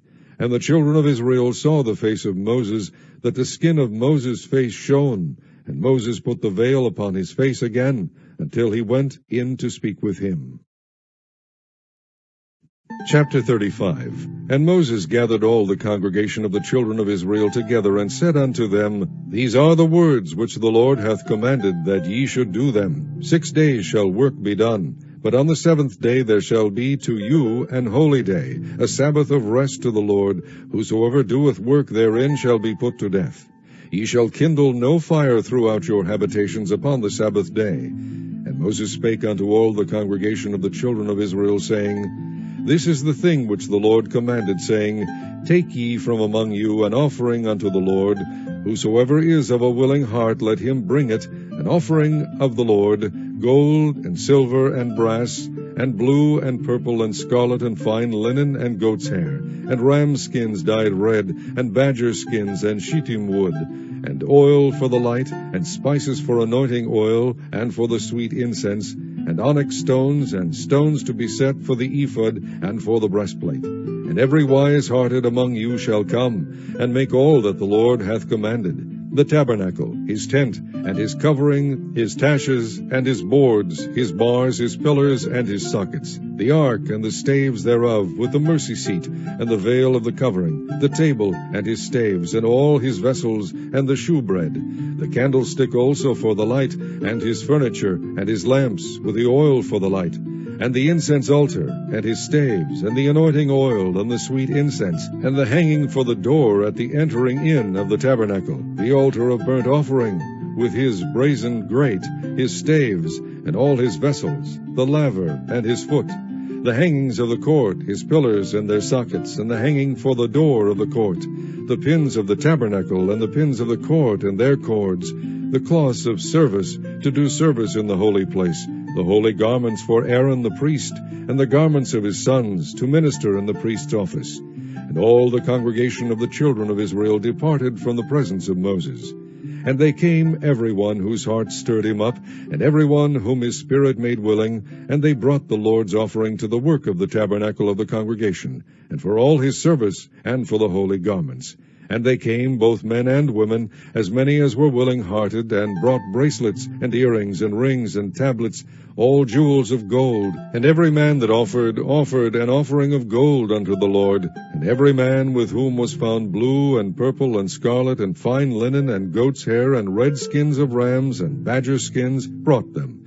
Every one that did offer an offering of silver and brass brought the Lord's offering, and every man with whom was found shittim wood for any work of the service brought it. And all the women that were wise-hearted did spin with their hands, and brought that which they had spun, both of blue, and of purple, and of scarlet, and of fine linen. And all the women whose heart stirred them up in wisdom spun goat's hair. And the rulers brought onyx stones, and stones to be set for the ephod, and for the breastplate, and spice, and oil for the light, and for the anointing oil, and for the sweet incense. The children of Israel brought a willing offering unto the Lord, every man and woman, whose heart made them willing to bring for all manner of work, which the Lord had commanded to be made by the hand of Moses. And Moses said unto the children of Israel, See, the Lord hath called by name Bezaleel the son of Uri, the son of Hur, of the tribe of Judah, and he hath filled him with the Spirit of God, in wisdom, in understanding, and in knowledge, and in all manner of workmanship, and to devise curious works, to work in gold, and in silver, and in brass, and in the cutting of stones, to set them, and in carving of wood, to make any manner of cunning work. And he hath put in his heart that he may teach, both he and Oholiab the son of Ahisamach, of the tribe of Dan. Them hath he filled with wisdom of heart, to work all manner of work of the engraver, and of the cunning workman, and of the embroiderer, in blue, and in purple, and scarlet, and in fine linen, and of the weaver, even of them that do any work, and of those that devise cunning work. Chapter 36. Then wrought Bezaleel and Oholiab, and every wise-hearted man, in whom the Lord put wisdom and understanding, to know how to work all manner of work for the service of the sanctuary, according to all that the Lord had commanded. And Moses called Bezaleel and Oholiab, and every wise-hearted man, in whose heart the Lord had put wisdom, even every one whose heart stirred him up to come unto the work to do it. And they received of Moses all the offering which the children of Israel had brought for the work of the service of the sanctuary, to make it withal. And they brought yet unto him free offerings every morning. And all the wise men that wrought all the work of the sanctuary came every man from his work which they made. And they spake unto Moses, saying, The people bring much more than enough for the service of the work which the Lord commanded to make. And Moses gave commandment, and they caused it to be proclaimed throughout the camp, saying, Let neither man nor woman make any more work for the offering of the sanctuary. So the people were restrained from bringing. For the stuff they had was sufficient for all the work to make it, and too much. And every wise-hearted man among them that wrought the work of the tabernacle made 10 curtains of fine twined linen, and blue, and purple, and scarlet. With cherubims of cunning work made he them. The length of one curtain was 28 cubits, and the breadth of one curtain 4 cubits. The curtains were all of one size.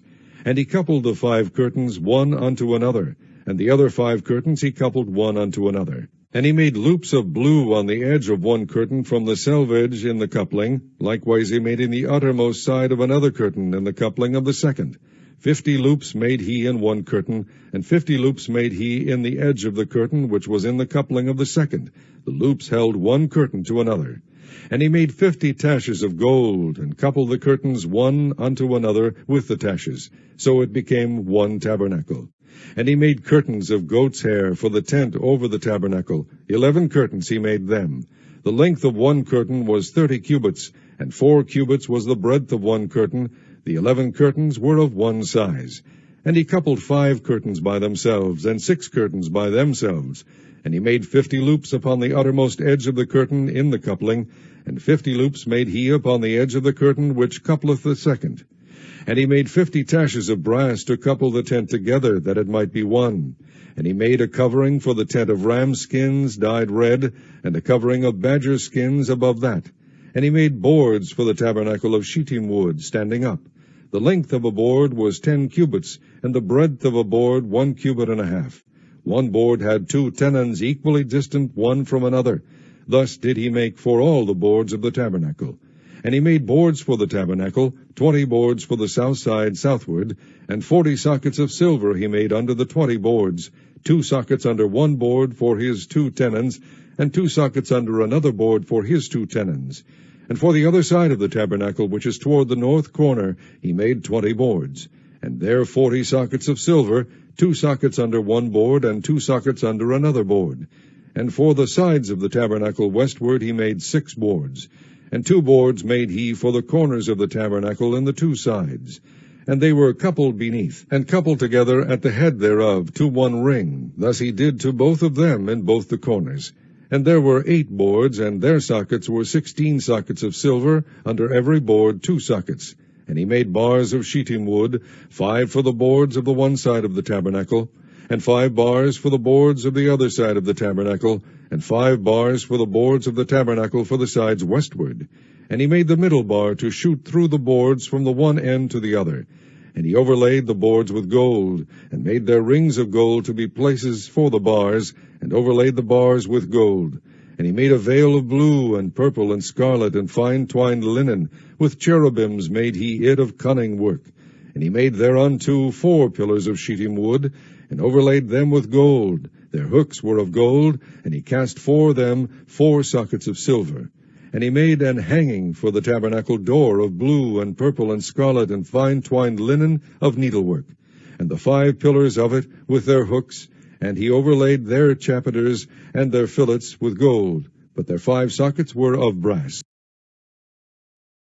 Chapter 37. And Bezaleel made the ark of shittim wood. 2 cubits and a half was the length of it, and 1 cubit and a half the breadth of it, and 1 cubit and a half the height of it. And he overlaid it with pure gold within and without, and made a crown of gold to it round about. And he cast for it 4 rings of gold to be set by the 4 corners of it, even 2 rings upon the one side of it, and 2 rings upon the other side of it. And he made staves of shittim wood, and overlaid them with gold. And he put the staves into the rings by the sides of the ark to bear the ark. And he made the mercy seat of pure gold. 2 cubits and a half was the length thereof, and 1 cubit and a half the breadth thereof. And he made 2 cherubims of gold, beaten out of one piece made he them, on the 2 ends of the mercy seat, 1 cherub on the end on this side, and another cherub on the other end on that side. Out of the mercy seat made he the cherubims on the 2 ends thereof.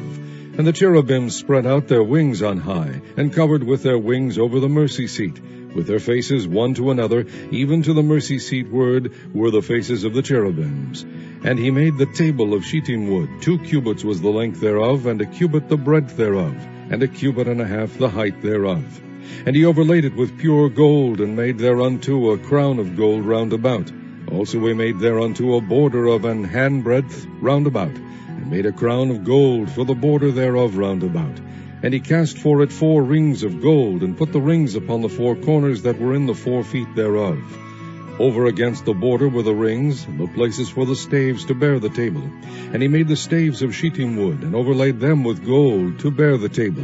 And he made the vessels which were upon the table, his dishes, and his spoons, and his bowls, and his covers to cover withal, of pure gold. And he made the candlestick of pure gold. Of beaten work made he the candlestick. His shaft, and his branch, his bowls, his knops, and his flowers were of the same. And 6 branches going out of the sides thereof, 3 branches of the candlestick out of the one side thereof, and 3 branches of the candlestick out of the other side thereof. 3 bowls made after the fashion of almonds in one branch, a knop and a flower, and 3 bowls made like almonds in another branch, a knop and a flower, so throughout the 6 branches going out of the candlestick. And in the candlestick were 4 bowls made like almonds, his knops and his flowers, and a knop under 2 branches of the same, and a knop under 2 branches of the same, and a knop under 2 branches of the same, according to the 6 branches going out of it. Their knops and their branches were of the same. All of it was one beaten work of pure gold. And he made his 7 lamps and his snuffers and his snuff dishes of pure gold. Of a talent of pure gold made he it and all the vessels thereof. And he made the incense altar of shittim wood. The length of it was a cubit, and the breadth of it a cubit. It was 4 square, and 2 cubits was the height of it. The horns thereof were of the same. And he overlaid it with pure gold, both the top of it and the sides thereof round about, and the horns of it. Also he made unto it a crown of gold round about. And he made 2 rings of gold for it under the crown thereof, by the 2 corners of it, upon the 2 sides thereof, to be places for the staves to bear it withal. And he made the staves of shittim wood, and overlaid them with gold. And he made the holy anointing oil, and the pure incense of sweet spices, according to the work of the apothecary. Chapter 38. And he made the altar of burnt offering of shittim wood. 5 cubits was the length thereof, and 5 cubits the breadth thereof. It was 4 square, and 3 cubits the height thereof. And he made the horns thereof on the 4 corners of it. The horns thereof were of the same, and he overlaid it with brass. And he made all the vessels of the altar, the pots, and the shovels, and the basins, and the flesh hooks, and the fire pans. All the vessels thereof made he of brass. And he made for the altar a brazen grate of network under the compass thereof, beneath unto the midst of it. And he cast 4 rings for the 4 ends of the grate of brass, to be places for the staves. And he made the staves of shittim wood, and overlaid them with brass. And he put the staves into the rings on the sides of the altar, to bear it withal. He made the altar hollow, with boards. And he made the laver of brass, and the foot of it of brass, of the looking glass of the women assembling, which assembled all the door of the tabernacle of the congregation. And he made the court on the south side southward. The hangings of the court were of fine twined linen, 100 cubits. Their pillars were 20, and their brazen sockets 20. The hooks of the pillars and their fillets were of silver. And for the north side the hangings were 100 cubits. Their pillars were 20, and their sockets of brass 20. The hooks of the pillars and their fillets of silver. And for the west side were hangings of 50 cubits. Their pillars 10, and their sockets 10. The hooks of the pillars and their fillets of silver. And for the east side eastward 50 cubits. The hangings of the one side of the gate were 15 cubits, their pillars 3, and their sockets 3. And for the other side of the court gate, on this hand and that hand, were hangings of 15 cubits, their pillars 3, and their sockets 3. All the hangings of the court round about were of fine twined linen, and the sockets for the pillars were of brass, the hooks of the pillars and their fillets of silver, and the overlaying of their chapiters of silver, and all the pillars of the court were filleted with silver. And the hanging for the gate of the court was needlework of blue and purple and scarlet and fine twined linen. And 20 cubits was the length, and the height in the breadth was 5 cubits, answerable to the hangings of the court. And their pillars were 4, and their sockets of brass 4, their hooks of silver, and the overlaying of their chapiters and their fillets of silver. And all the pins of the tabernacle and the court round about were of brass. This is the sum of the tabernacle, even of the tabernacle of testimony, as it was counted, according to the commandment of Moses, for the service of the Levites, by the hand of Ithamar, son to Aaron the priest. And Bezaleel, the son of Uri, the son of Hur, of the tribe of Judah, made all that the Lord commanded Moses. And with him was Aholiab, son of Ahisamach, of the tribe of Dan, an engraver, and a cunning workman, and an embroiderer in blue, and in purple, and in scarlet, and fine linen. All the gold that was occupied for the work in all the work of the holy place, even the gold of the offering, was 29 talents and 730 shekels after the shekel of the sanctuary. And the silver of them that were numbered of the congregation was 100 talents, and 1,703 shekels after the shekel of the sanctuary. A bekah for every man, that is, half a shekel after the shekel of the sanctuary, for every one that went to be numbered from 20 years old and upward, for 600,000 and 3,550 men. And of the 100 talents of silver were cast the sockets of the sanctuary, and the sockets of the veil, 100 sockets of the 100 talents, a talent for a socket. And of the 1,775 shekels he made hooks for the pillars, and overlaid their chapiters, and filleted them. And the brass of the offering was 70 talents, and the 2,400 shekels. And therewith he made the sockets to the door of the tabernacle of the congregation, and the brazen altar, and the brazen grate for it, and all the vessels of the altar, and the sockets of the court round about, and the sockets of the court gate, and all the pins of the tabernacle, and all the pins of the court round about. Chapter 39. And of the blue and purple and scarlet they made cloths of service, to do service in the holy place, and made the holy garments for Aaron, as the Lord commanded Moses. And he made the ephod of gold, blue and purple and scarlet and fine twined linen. And they did beat the gold into thin plates, and cut it into wires, to work it in the blue, and in the purple, and in the scarlet, and in the fine linen, with cunning work. They made shoulder pieces for it, to couple it together with the two edges was it coupled together. And the curious girdle of his ephod that was upon it was of the same according to the work thereof, of gold, blue, and purple, and scarlet, and fine twined linen, as the Lord commanded Moses. And they wrought onyx stones enclosed in ouches of gold, graven, as signets are graven, with the names of the children of Israel. And he put them on the shoulders of the ephod, that they should be stones for a memorial to the children of Israel, as the Lord commanded Moses. And he made the breastplate of cunning work, like the work of the ephod, of gold, blue, and purple, and scarlet, and fine twined linen. It was foursquare. They made the breastplate double. A span was the length thereof, and a span the breadth thereof, being doubled. And they set in it 4 rows of stones. The first row was a sardius, a topaz, and a carbuncle. That was the first row. And the second row an emerald, a sapphire, and a diamond. And the third row a ligure, an agate, and an amethyst. And the fourth row a beryl, an onyx, and a jasper. They were enclosed in ouches of gold in their enclosings. And the stones were according to the names of the children of Israel, 12, according to their names, like the engravings of a signet, every one with his name, according to the 12 tribes. And they made upon the breastplate chains at the ends of wreathen work of pure gold. And they made 2 ouches of gold, 2 gold rings, and put the 2 rings in the 2 ends of the breastplate. And they put the 2 wreathen chains of gold in the 2 rings on the ends of the breastplate. And the 2 ends of the 2 wreathen chains they fastened in the 2 ouches, and put them on the shoulder pieces of the ephod before it. And they made 2 rings of gold, and put them on the 2 ends of the breastplate, upon the border of it, which was on the side of the ephod inward. And they made 2 other golden rings, and put them on the 2 sides of the ephod underneath, toward the forepart of it, over against the other coupling thereof, above the curious girdle of the ephod. And they did bind the breastplate by his rings unto the rings of the ephod with a lace of blue, that it might be above the curious girdle of the ephod, and that the breastplate might not be loosed from the ephod, as the Lord commanded Moses. And he made the robe of the ephod of woven work, all of blue. And there was an hole in the midst of the robe, as the hole of an habergeon, with a band round about the hole, that it should not rend. And they made upon the hems of the robe pomegranates of blue and purple and scarlet and twined linen. And they made bells of pure gold, and put the bells between the pomegranates upon the hem of the robe, round about between the pomegranates. A bell and a pomegranate, a bell and a pomegranate, round about the hem of the robe, to minister in, as the Lord commanded Moses. And they made coats of fine linen of woven work for Aaron and for his sons, and a mitre of fine linen, and goodly bonnets of fine linen, and linen breeches of fine twined linen, and a girdle of fine twined linen, and blue and purple and scarlet of needlework, as the Lord commanded Moses.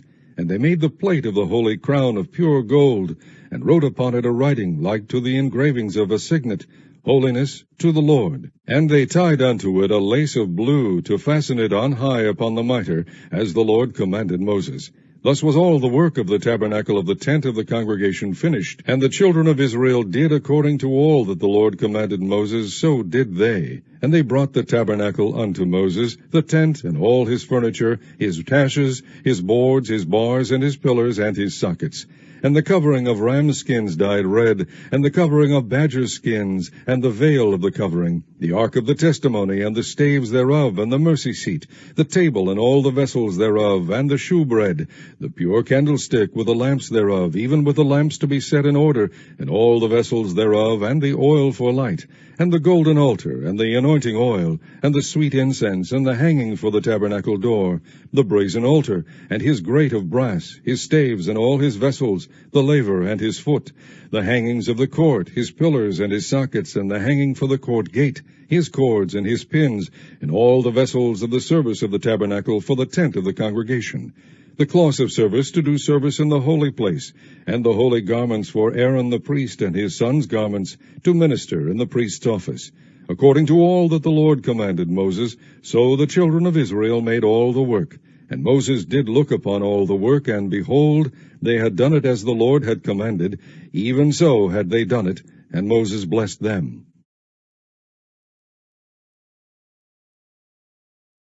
Chapter 40. And the Lord spake unto Moses, saying, On the first day of the first month shalt thou set up the tabernacle of the tent of the congregation, and thou shalt put therein the ark of the testimony, and cover the ark with the veil. And thou shalt bring in the table, and set in order the things that are to be set in order upon it. And thou shalt bring in the candlestick, and light the lamps thereof.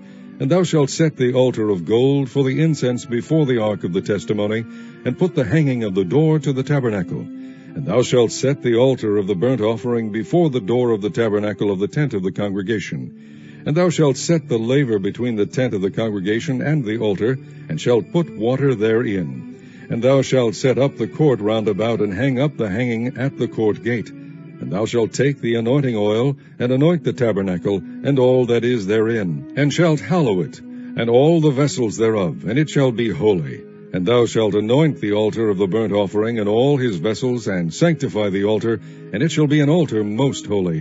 And thou shalt anoint the laver and his foot, and sanctify it. And thou shalt bring Aaron and his sons unto the door of the tabernacle of the congregation, and wash them with water. And thou shalt put upon Aaron the holy garments, and anoint him, and sanctify him, that he may minister unto me in the priest's office. And thou shalt bring his sons, and clothe them with coats.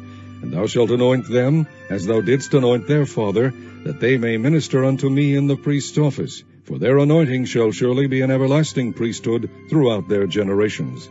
Thus did Moses, according to all the Lord commanded him, so did he. And it came to pass, in the first month, in the second year, on the first day of the month, that the tabernacle was reared up. And Moses reared up the tabernacle, and fastened his sockets, and set up the boards thereof, and put in the bars thereof, and reared up his pillars.